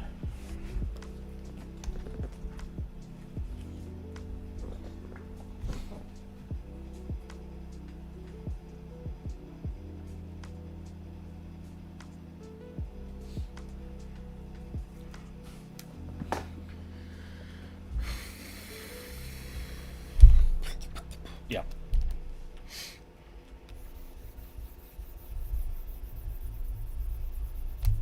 Why can't I think of the word? Modules is one way to say it. Adventures? Adventure path. There we go. Yeah. The GM basically reads the adventure paths. The world guides. And, like, should know how all the characters work. So they know all the rules. And then they enforce them in a way that they think is appropriate. So that's why I say, like, they have final say. If they don't like the way one of the rules works, they have the right to change it, but they should be consistent about it. So I do stuff like that all the time, like give people extra feats, or like, I think this move should actually hit 2 people, so we're gonna let you do that. But monsters also get to do that, etc., etc. the hell do tigers look like? I feel like I'm gonna accidentally draw a bear.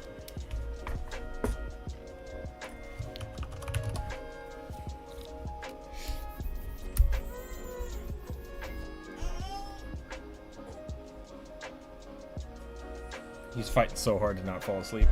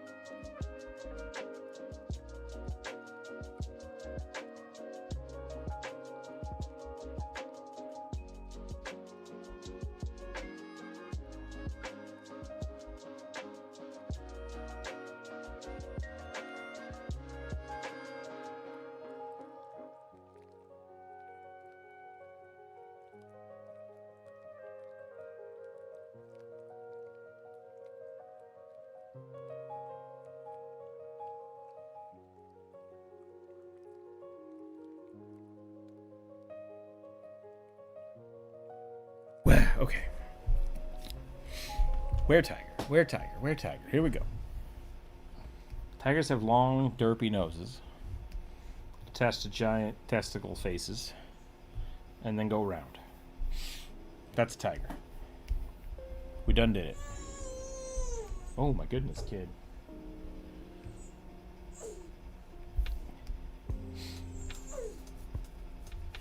He might be trying to poop. Maybe he's trying to poop. He's fighting real hard.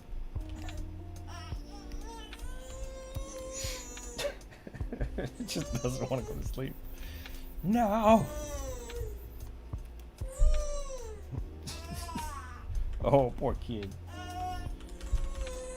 So in short, the DM is just there to see the game play out smoothly. Do they have direct control of the NPCs and NPCs? Yeah, no, they play the NPCs. Yeah. The DM stands for Dungeon Master, correct.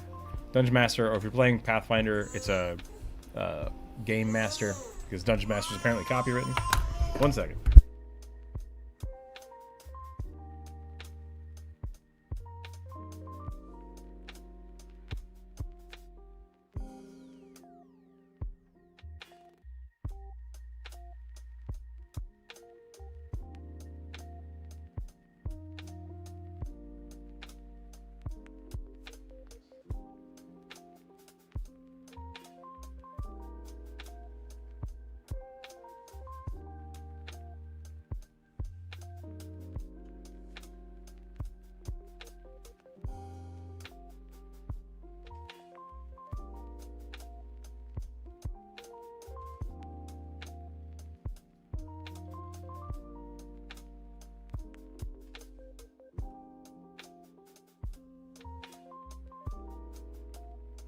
Okay.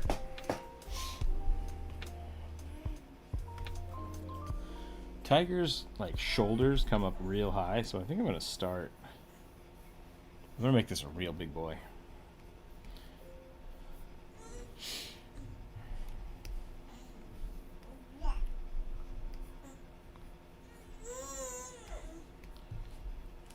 So a good example of like a DM style. If you're just running from stuff from the books. Hold on. Sorry.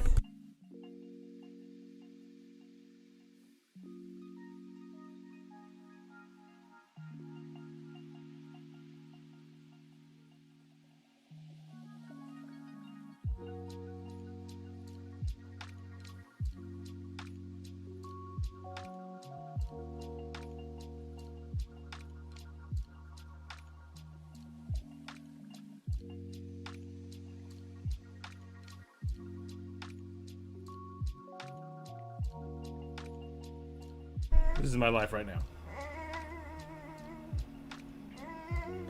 It's just screaming into my shoulder.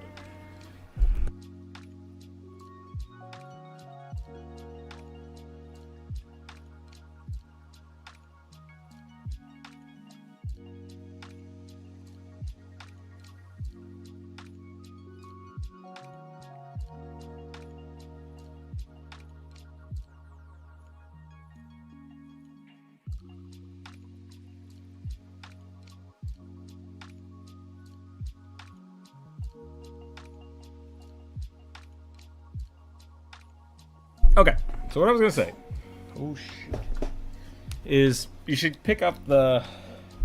If you want to learn how to DM, you should pick up the 5e.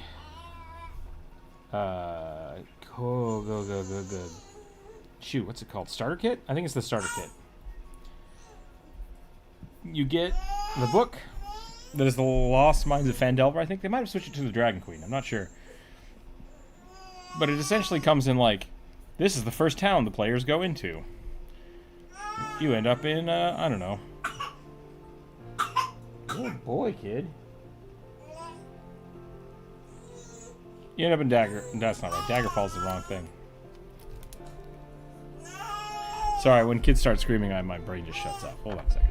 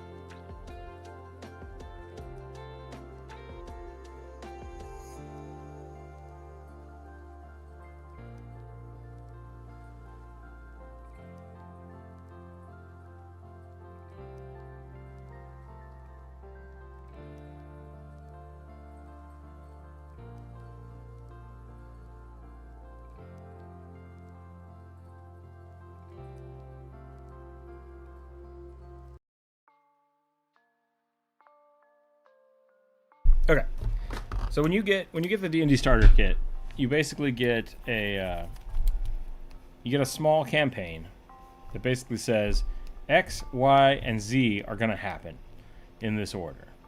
It is your job as the DM to know all of that information and run your players through those events. Those events could be a cave, like your players have to explore a cave, fight some goblins,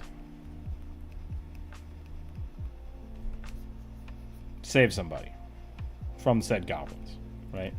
So you read all this information and you know what's going to happen, and you have like the full maps of the caves, you have all the NPC stats, and the players start here, and it's your job to guide them through the dungeon to achieve these goals without just being like, okay, here's the whole dungeon and here's what's going to happen, right? It's a storytelling device. It's a role-playing game. Does it sound cool? A magic wand that looks like a Six's jousting lance. I mean, that's a thing. I don't know. So, I mean, does that sound cool? It could, but what's it do? If it's just the visuals, I need more. I need more information.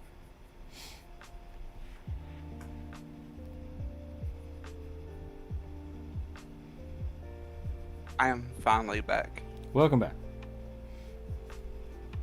The child is working on another bottle after throwing a fit for not wanting to sleep, so you didn't miss much. I've been struggling to juggle.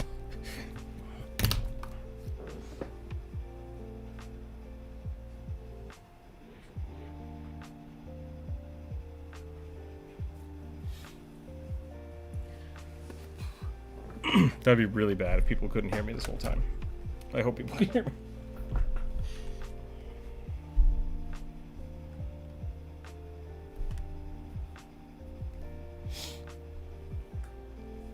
Uh-oh.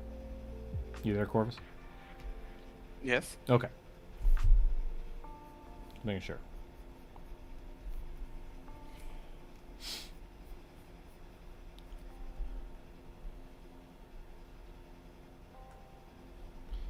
Thinking it doubles as a levitating projectile, like the arrow from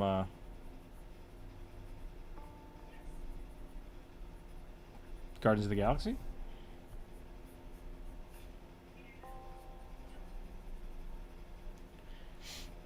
Yando or whatever his name is.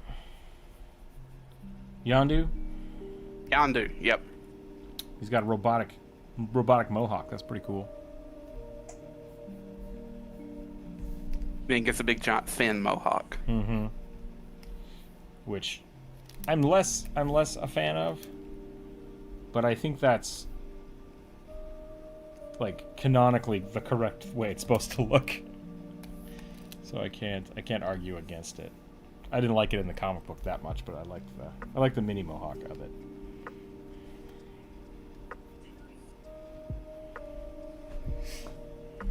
I'm Mary Poppins. I'm Mary Poppins, y'all.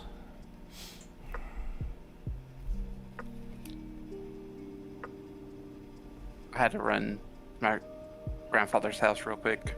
Grab some mustard greens.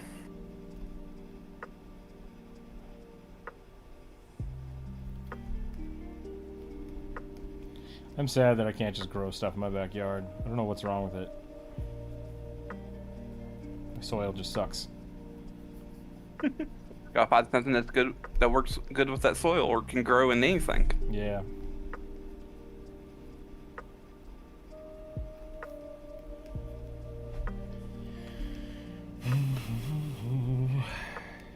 I've suggested this a few times, Jordan, to other people, so don't take this as like me being critical.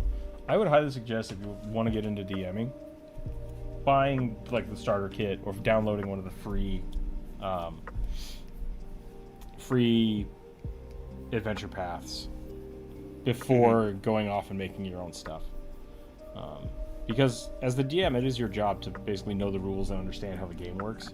And that's a lot easier when you don't have to spend the time like trying to learn how to balance magical items that you're making or etc. You need to learn how the rules work before you start trying to break them. And I think a lot of people really just want to jump in and like make their own stories. So there's nothing wrong with doing your own stories, but DMing is a skill. Storytelling is a skill, and so learning to tell other people's stories before you write your own, it can be very beneficial, and it'll only make yours that much better. So if that is something you're interested in, go check it out.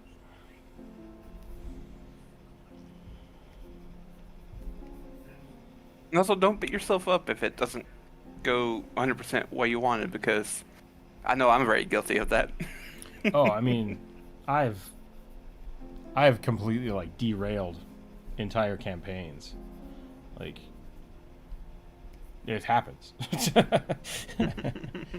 I mean, when I say that, I mean like as a DM, I've DM'd and then like people just aren't happy with what we're doing. It's like, you know what? I understand what I messed up on. I think we need to start over though. Like, it's a bad campaign. Bad campaign. Start again.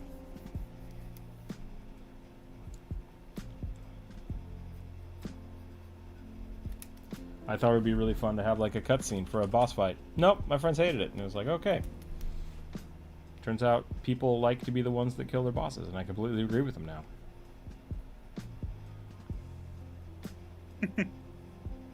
What's your ideal wand look? I'm what you call a basic bitch. Yep. My like, I just want the classical, boring wooden wand. Like, I don't even want, like, ornamentation on it. Yeah. I'm very happy with, like, a traditional sword or, like, a bow staff. Yeah. I'm weird Bow like to that. be a simple creature. Yep. I am not one of those. I'm what you call a fancy lad. Yeah. Yeah.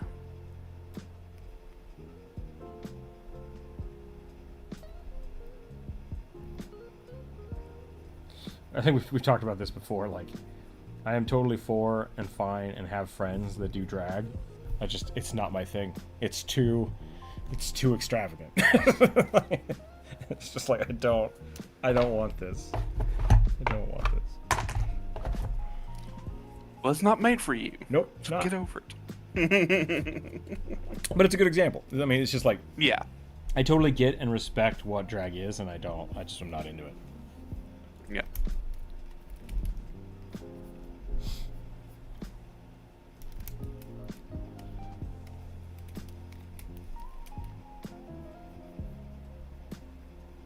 Even with my cosplays, it's like, I just want to wear like generic chainmail and a tunic, and I'm happy.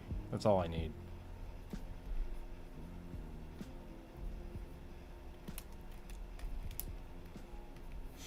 I don't know what I've done, but this looks like a dude. Oh my god, yeah. It's just a guy. What? It's just a guy. He's like, hello. It looks like one of those, like,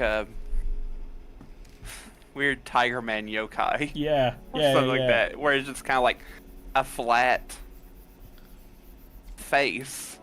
I don't exactly know what I did wrong. I think the nose is too short. Yeah. Like, yeah, because like a Need real it. tiger face should do something like this.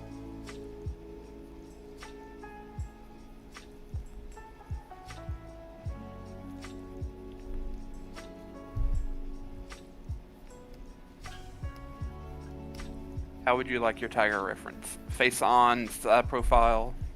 Like 2/3 would be Halfway in. helpful. Okay. I'm assuming this is helpful. I'm getting ready to post here. Is that from Warhammer? I think Bri was referring to the GIF I posted, The and I was like, Hulkbuster it's armor from the from- Avengers. Yeah, that's from the Avengers. I didn't give him enough cat cheeks, I think is the problem. He had human lips, Yep. which was kind of funny, now that I'm looking at it. If I could play D&D or LARP, I'd be a musketeer armed with a sword. There you go. Yep, you could do that. Can't be a musketeer without a musket. Exactly.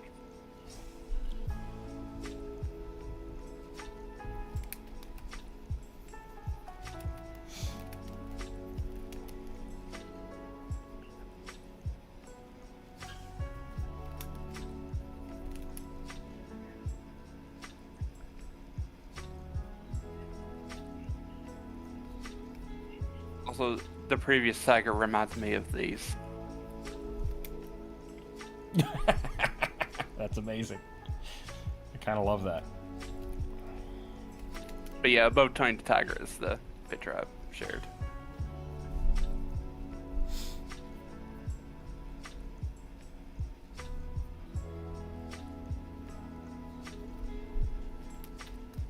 Why is it so fat? Because it eats people. Oh.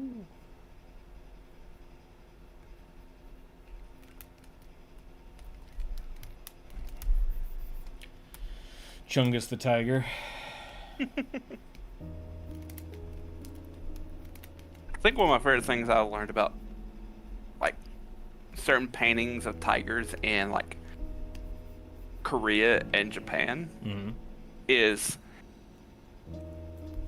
a lot of times the artist has never actually seen a living tiger. Sure.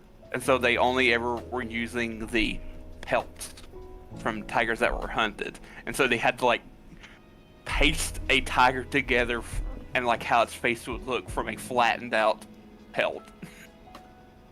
And so you kind of get some derpy looking tigers. That's hilarious.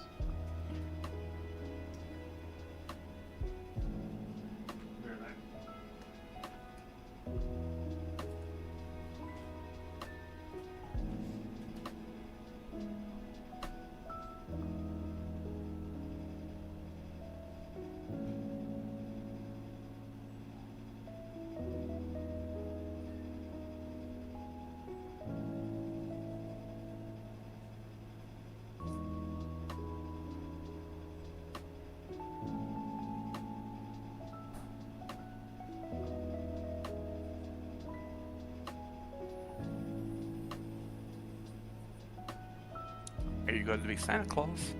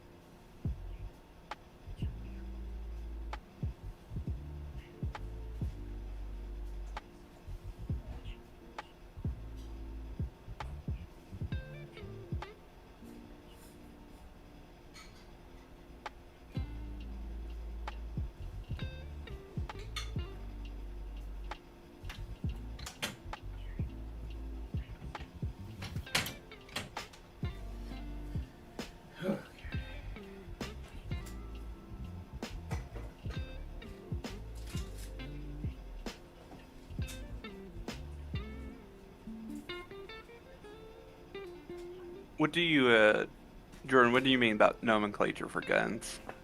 I know a lot about nomenclatures for guns. What are we asking? Oh, Just specific nomenclature. Pepperbox is one of them. There's advanced firearms and simple firearms.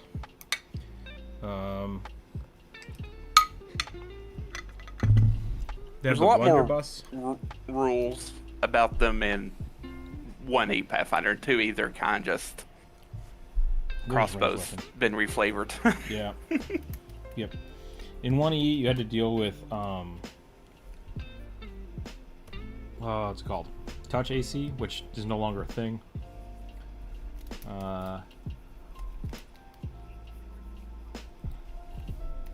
But yeah, if you want to use a musket, I don't think muskets exist directly, but like, there's no reason you couldn't make one.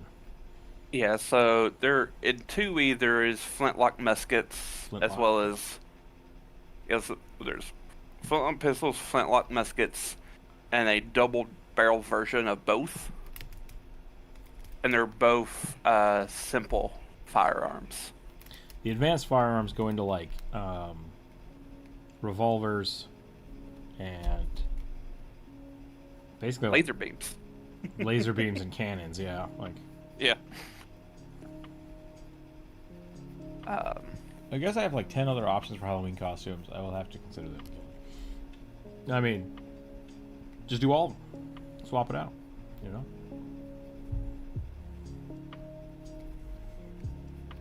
Start the night off as a sexy goblin pirate, and then end the evening as a, I don't know, undead ghoul.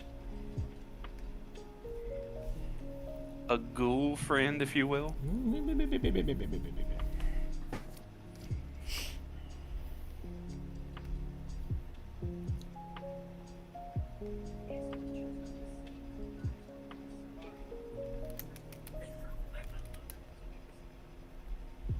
I've given this tiger mutton chops. That's what I've done. I mean, tigers kind of have mutton chops. Yeah. So. Yeah. Kind of dig it. Quite a number of cats kind of do. At least Yeah. the ones that may like live in colder climates.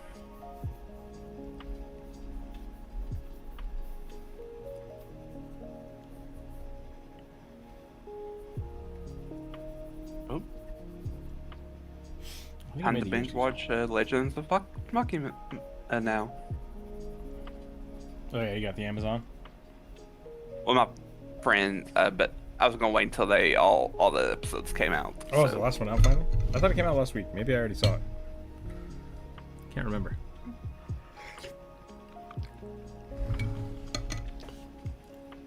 I assumed it was the season finale. It's pretty cliffhangery. Because I know it's supposed to be like 8 episodes, because... That sounds about right. Yeah.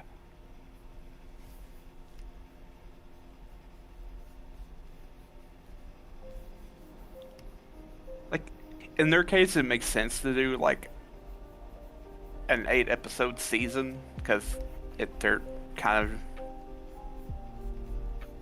It's a bit smaller of production stuff. Yeah. So, like, that makes sense. But I really dislike when, like, big budget things are only, like, 8 episodes long. Like, yeah, like, Netflix is notoriously bad for that because Netflix, the studio, will want 3 or 4 seasons. But, like, the writers will write 2 seasons. And so then all of a sudden, instead of having, like, 2 15-episode seasons, you have 1 season and then a weird 8-season strange mid-season that, like, feels really bad, and then they compress everything from the second season into the last 8 episodes. And it's just, I hate it. It happens so often with a lot of, like, Netflix original anime. Very frustrating. Now, both Netflix and Disney do it a lot. Do they? And I'm just like, can you all just stop doing these short runs? It's the problem with the subscription model is what it is. Yeah. It's like, no, we need more runtime. We need people to stay for longer. And it's like, that's the counter to, like, the binge model, which I really like. I like getting an entire season to watch at my leisure.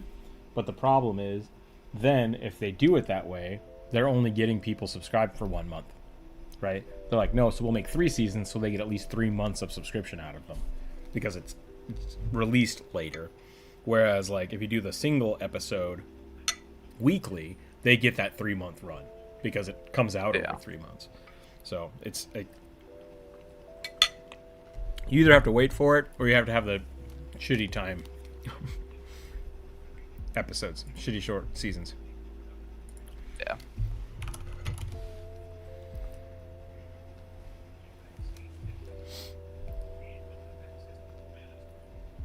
I don't think I'm going to end up drawing this guy really buff.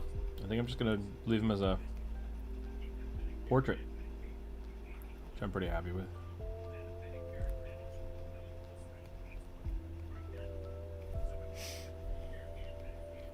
Doesn't exactly look like a tiger, but it's a were-tiger, so I'm kind of okay with that. It's a little too human, and I like it. A massive neck. Yep, just a massive neck.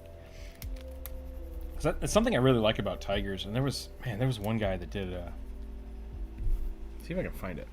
Like a tiger superhero.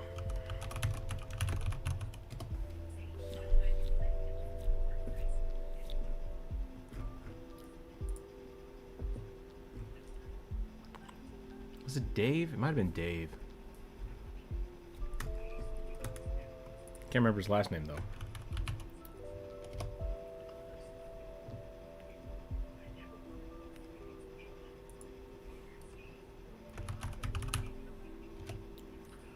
He was, I can't find it, but I'll think about it. He was really good at kind of capturing the hunchiness of tigers. And he drew a character, and I swear he drew the character like this every time he drew it. Just like, I don't know how he did it and how he made it look right, but like, oh my god, the thing is bestial. And I freaking loved it. Just like the top half of the body is just the back. That's amazing. I don't think that happened with Vampires in the Garden. That's a single season of anime Netflix, I think. If it's a single season, then yeah, that's not what I'm talking about at all. So you're good. Yeah. Netflix is also very bad about just canceling shows. We talked about that though, right? Or did I talk with Jude about that? I think we were all talking about it. Okay. But yeah, it's just like they'll cancel a really popular show that a lot of people like and then just make money off it because, oh, we lost a bunch of money, we can recoup it all back with shitty practices. Yeah. And unfortunately, like, it's just because it's front loaded, like, this is how it is. Yep.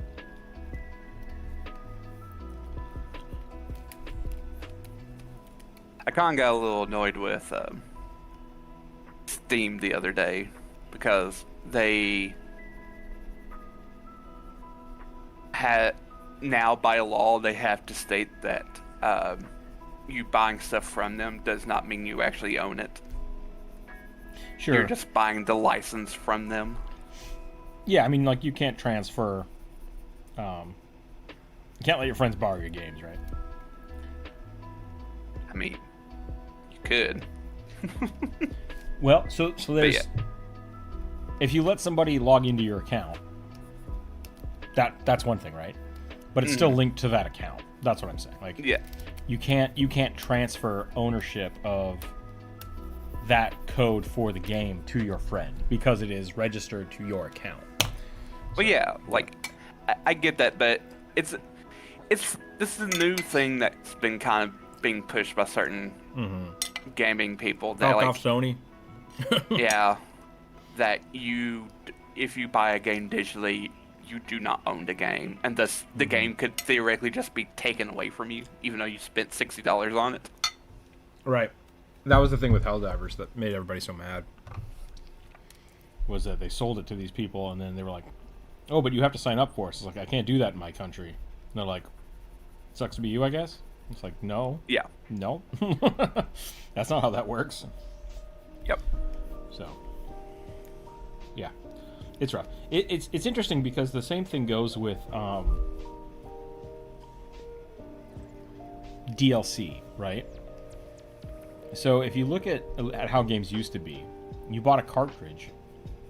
You could do whatever you wanted with that cartridge. You could give it to your friends. You could sell it. You could throw it in a hole. Yep. But once you own this, it exists, and as soon as games started including like DLC, day one DLC, like you basically no longer own that because you don't have the physical copy of it anymore. You could only ever play the game as released, but then once they start installing stuff on your hard drive, you don't have that backup, and you could lose it and it'd be gone, or it just doesn't exist anymore. No. So it's then on their responsibility, which is why it's a lease, that they have the right to change and update and do whatever the hell they want with that code.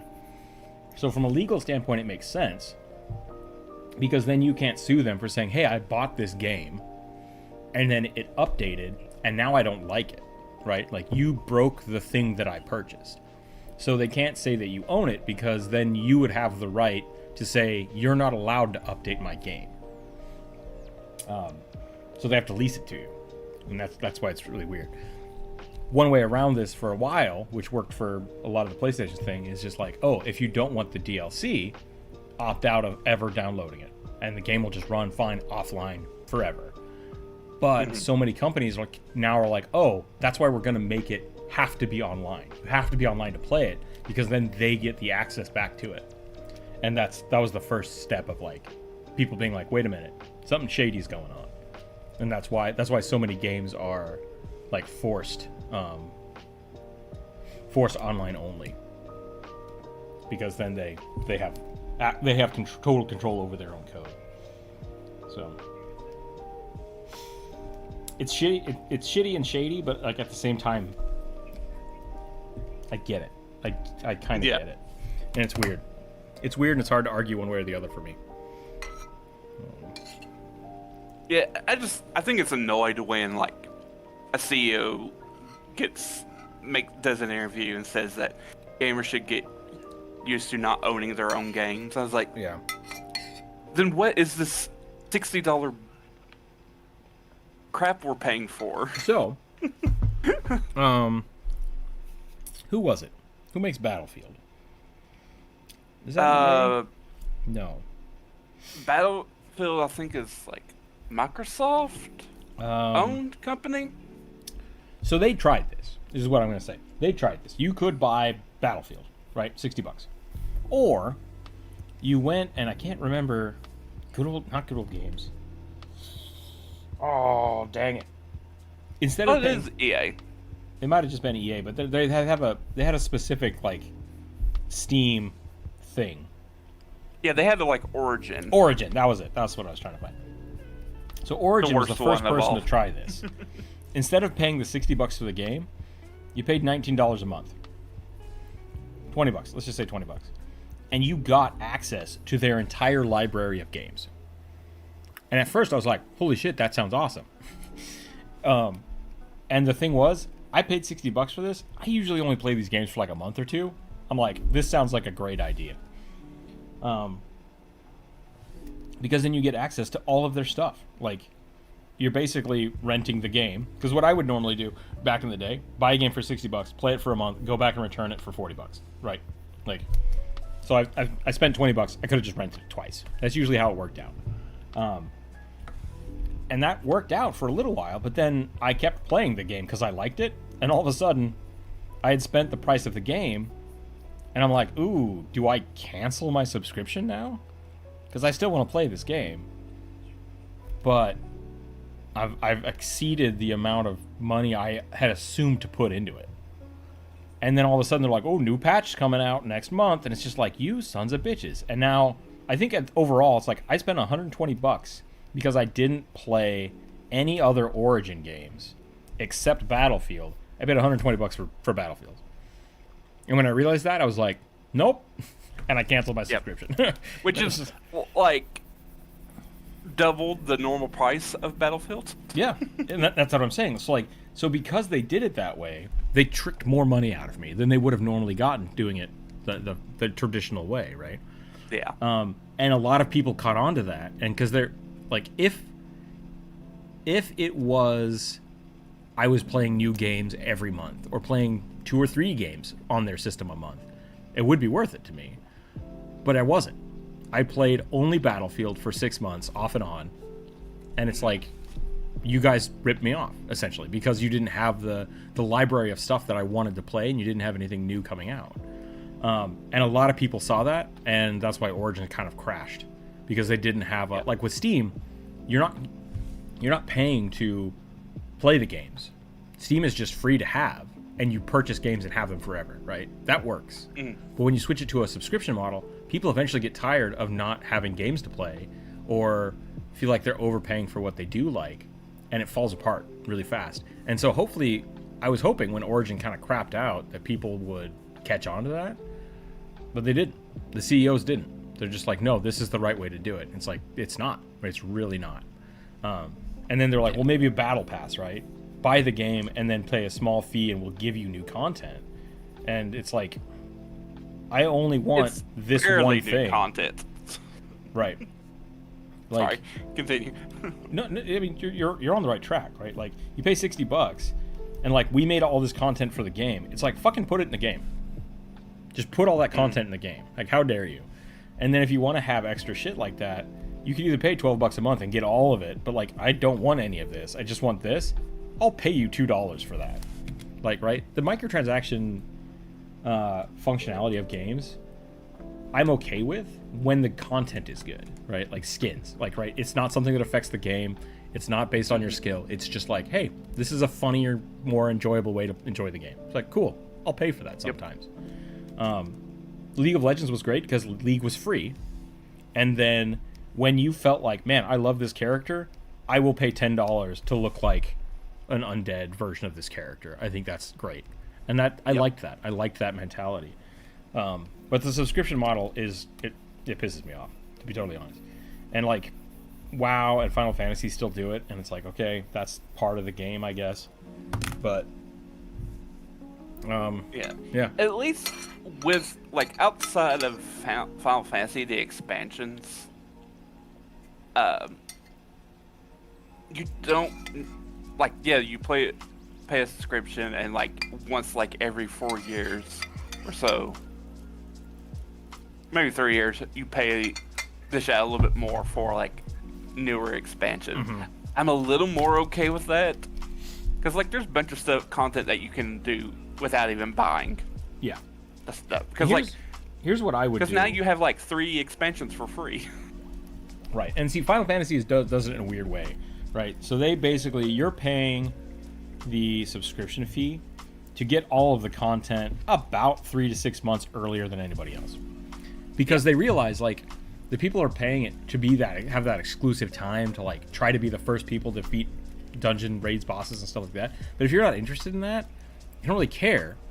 But then you're not going to buy the new expansion anyways, and so they're still being like, okay, the people that aren't interested in that kind of first time, we still want you in our community, we'll give you that stuff later. And it's great. It works out. And that's why I don't mind paying for Final Fantasy subscription. But stuff and like every WoW, time they have like a season or whatever, it's free. Like yeah, the Easter or Halloween season, it's just free just events free stuff. that happen in the game. Yep. Whereas WoW does a thing that I think is counterintuitive. They release their patch, they do all the crazy stuff they do, and then they try to trickle out the raids slowly over time. And so if you're actively doing that, like that makes sense to pay the subscription fees. But most people start playing the game again, like right after the expansion, get bored, don't want to do the raids, and cancel their subscriptions. And that's what I do. Like I buy the expansion for $60. I play for like 1 or 2 months, which I'm actually using gold, so I'm not actually spending money because I have enough gold. And then I cancel my subscription. So like I would be much happier with WoW if they took that $60 and gave me 2 months free to play the game. I would never complain about a subscription fee again if that's what WoW did. Yeah. And they usually do that. They'll do that, like I said with Final Fantasy. They'll wait 3 months, a month or two after the release of the game, and they'll be like, hey, buy the expansion and we'll give you a free month of play. And it's like, okay, cool. So I'm basically getting the expansion for $30 and then paying for getting a month or two for free. So like that's okay in my mind, because then the subscription people are really just paying to keep their content fresh. But yeah. I still don't like it. I don't like the subscription model, and I think it should be very much based around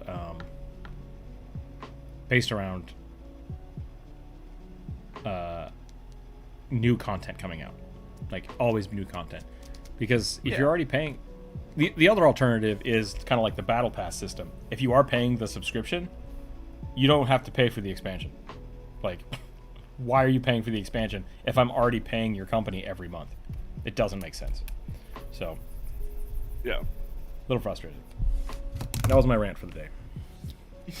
Let's do one more, and then I think we're going to call it. Thank you for coming to our TED Talk. Yeah, thank you for coming to my TED Talk. Rag, welcome in. You heard chat. Pay the streamer now. Everybody pay my monthly subscription fee.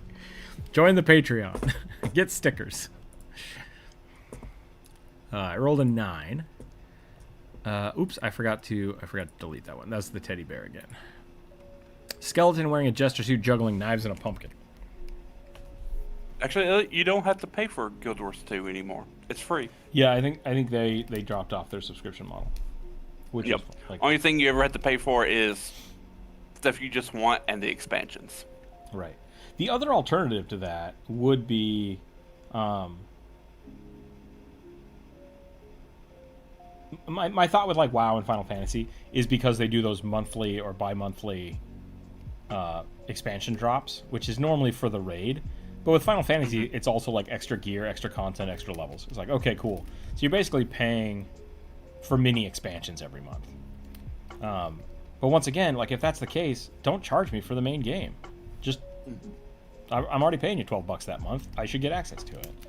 And so I would be okay with not having a thing, but then every time one of those came out, it's like, hey, that cost $10 to unlock that next chunk. And like, I think people would be upset because it feels scummier. Because then it'd be like, I hope this $10 expansion pack is worth it. I hope this $10 expansion pack is worth it. But if you're not paying that under fee, it's actually cheaper. So it's like, yeah. And then if you don't have time to play it that month, you just wait, and then maybe the expansions get cheaper, or once again become free. Yeah, it is free, but the free option lacks anything that quality of life in the expansions give you. Okay. Still, it's free. Yeah. And then Helldivers is doing something kind of weird. which I'm for and against. Every couple of weeks, I think it's every 2 months now, they release a new pack, a new weapon pack, and you can pay 10 or $20 for it, or you can get the super credits. Like, you can find them in game while you're playing the game, so you could just buy it without spending any more money. And I think that's totally fine. I like that they're doing it that way. But there have been a few of the packs that's just like, this sucks. Like, I'm not gonna buy this because it feels like a waste. Like, you guys kind of phoned this one in. So that's the downside to it, is like you have to be on your game if that's the way you want to release content.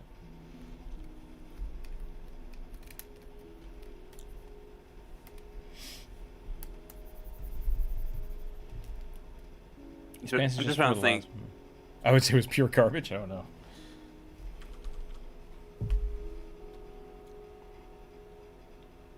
I'm just trying to think, like, how does ESO fit in all this? Because on PC it's free to play. Elder Scrolls Online? Mm-hmm. Well, if it was a good game, I think we could add it to the conversation. Have you ever played it? I have not, no. Some of my friends played it, and they dropped it after about, like, a week. They were just like, all right. It really depends on, like, when you got into it. Like, if you got in at the very beginning, it was just dog crap. Yeah. But I think it's gotten better. Because I think, like, they initially thought they could get a lot of people in, and then, like, a lot of people didn't buy into it because it wasn't Skyrim. Yeah, I mean, like, there was such a low bar for it to be Skyrim with multiplayer, and they were like, what if shitty WoW clone? And it's like, what did you do? What did you do? Like, this was such a simple slam dunk. But, like, I don't think that was what they wanted, to do a Skyrim clone. Correct. Right, that's what I say is the problem. Because, like, everybody I know that talked about it wanted Skyrim with multiplayer, right? And which I think is a ludicrous idea, personally, because Skyrim isn't that great of a game. I mean, them fighting words, but I'm not going to be the one to fight you.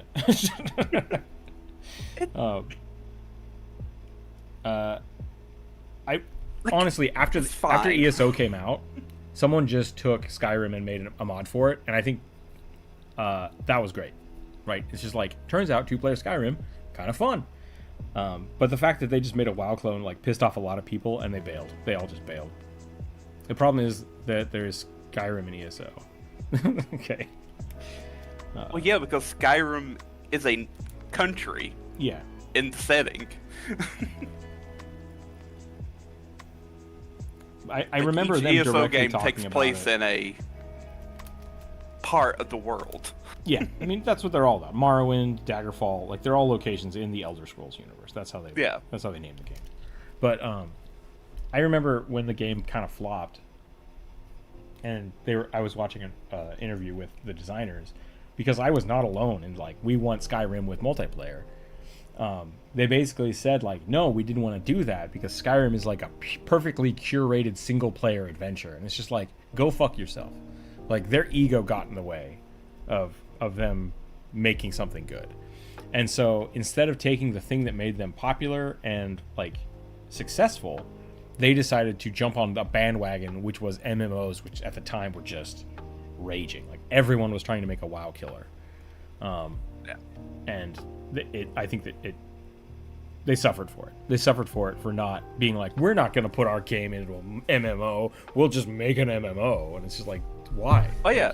Why would you do that? Bethesda, which I respect Bethesda for this, even though they're a really bad company, I respect that they only make single-player games. Sure.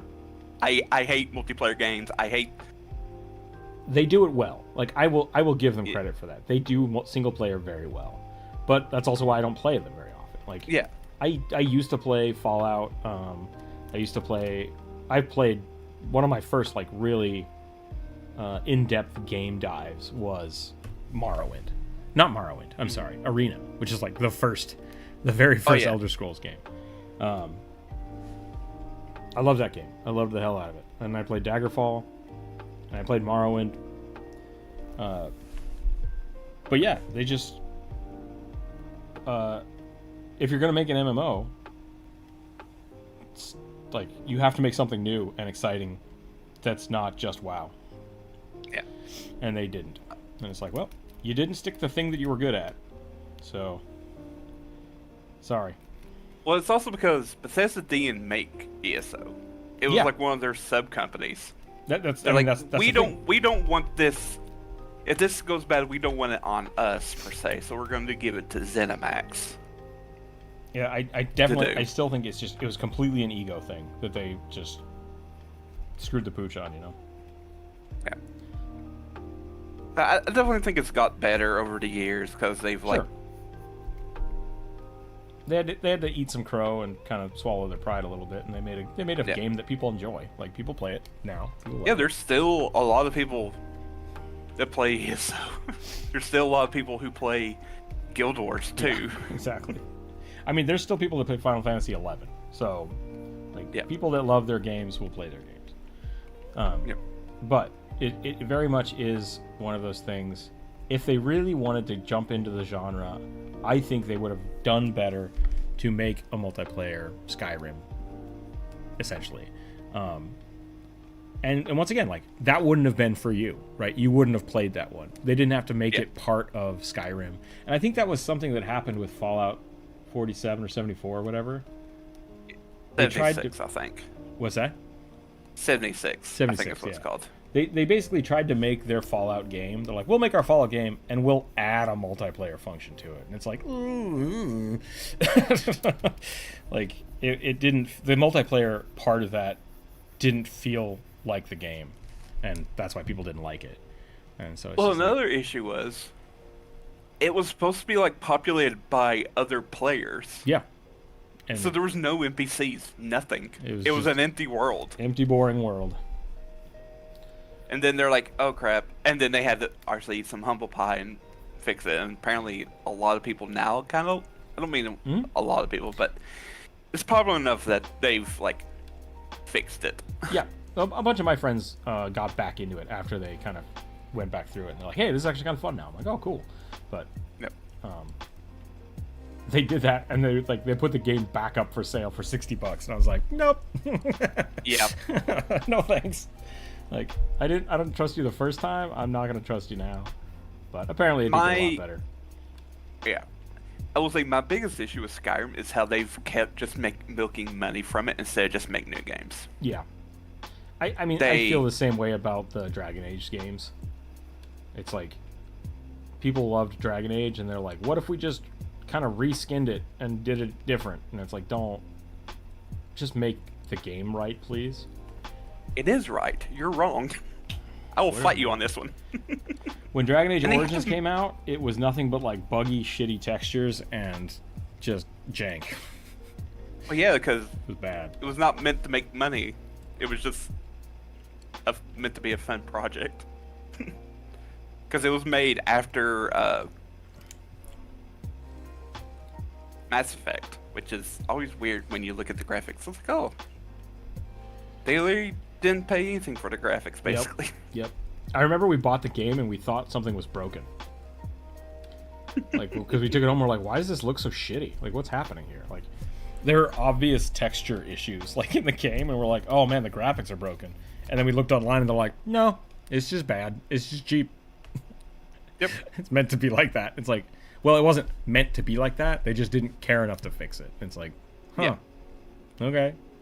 But people like the story. It got a cult following and enough that they've made 3 more games after it. Yeah. That always just blows my mind.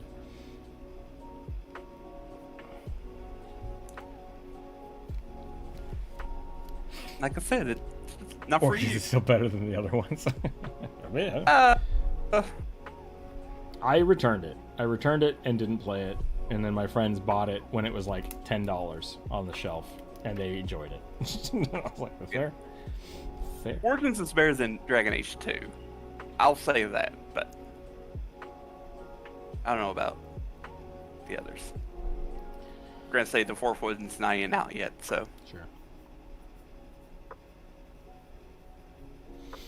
I will straight up just say I did not enjoy Mass Effect. But I was gonna say, I don't think you've enjoyed like any BioWare games. Yeah, I mean, like KOTOR was. They're good games. Like I will never fight that they're not good games. I just don't enjoy them. Right? There's so much dialogue, and in my mind, like I very much like jumping into a character and playing it and seeing what happens, and then trying another character. And it just didn't do it. I think Baldur's Gate did a much better job of kind of replayability with different characters, which only exists now because of things like Mass Effect. So I just didn't enjoy a lot of it, but they're good. They're good games. Because like the people who are big fans of it are people who are wanting like a big narrative. They want to like essentially have an OC go through a storyline, replay it with a different character, and go through another storyline. Yeah, and I think KOTOR was kind of one of the first games to let you do that kind of thing, and they're too long for me. Because I love Star Wars. I love Star Wars games, but I couldn't get into them. I think I actually watched talky and not enough blasty. Yeah, that is my problem. Because you're old. You're used to video games having no voiced lines. Right. I mean, that's a big thing. Used to games like Pong. Well, like the original Fallout was really fun. And like you'd meet a guy and it would just be like, "Here's a block of text," and it's like, okay, I'll read it. And then other times you're just like, I'm just gonna shoot him. I don't want to read this. I'm just gonna shoot him and see what happens. I will say that there's something that's made it hard for me to like play like Morrowind, because there's very little voiced lines in it, and I'm just like, I can't be bothered to read all this. Oh, really? So that's a problem I have with like Final Fantasy 14 and Baldur's Gate. Like I can read really fast, and sometimes the voice acting is it's so slow. And it's like, I get it. Like, shut up. Let me. I'm on board. I get the quest. Let's move it along. And so I've pissed off a lot of people in Final Fantasy by like skipping cutscenes, just because it's like, I want to get through the text real quick, especially when the line is like half a sentence, but there's a comma, so it's like I read the whole sentence and then the character like takes a pause here, and it's like, no, just please. That's what you're supposed to do. Take a pause, then continue going. Yeah. So I like Final Fantasy. I really do. Like I've for like long-winded narratives, Final Fantasy 14 does it for me. Like I'm okay with it. And I've watched all of them. Hey kid, what happened? You wake up? Oh my goodness. Oh, so sleepy. Such sleepy boy.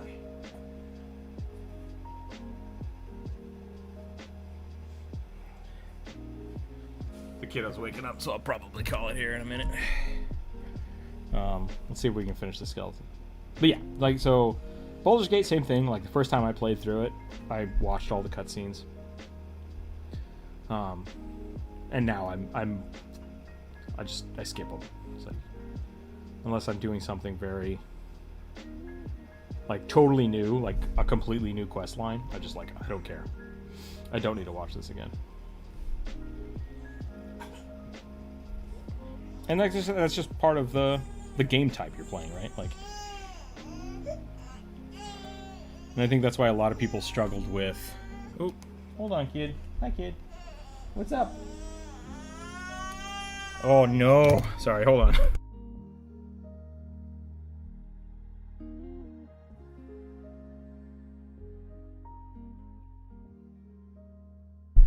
A lot of people switched over from World of Warcraft to Final Fantasy XIV when Asmongold did it. And they're very similar mechanically, right? Like parties, dungeons, whatever, raids. But Final Fantasy just has a long-winded storyline, and some people found that like refreshing, because WoW's storylines are kind of and I liked that they were that different, right? Like I would play Final Fantasy for a while, and then I would go play WoW for a while. And now WoW is slowly trying to become Final Fantasy, and I'm not super happy about it. But the story can be good, so I'm on the fence, and I don't know yet. Uh-oh. Okay. Unfortunately, I think that's where we gotta call it. I have a sad boy who needs a diaper change and needs to hang out for a little bit. So, thanks for hanging out today, everybody. Oh, Corvus had to bounce, it looks like, so that's fine. We're just gonna call it. So, we'll be back next week, do our Halloween streams. Other than that, stay happy, stay healthy, keep your dice on the table. We'll catch everybody later. See you guys.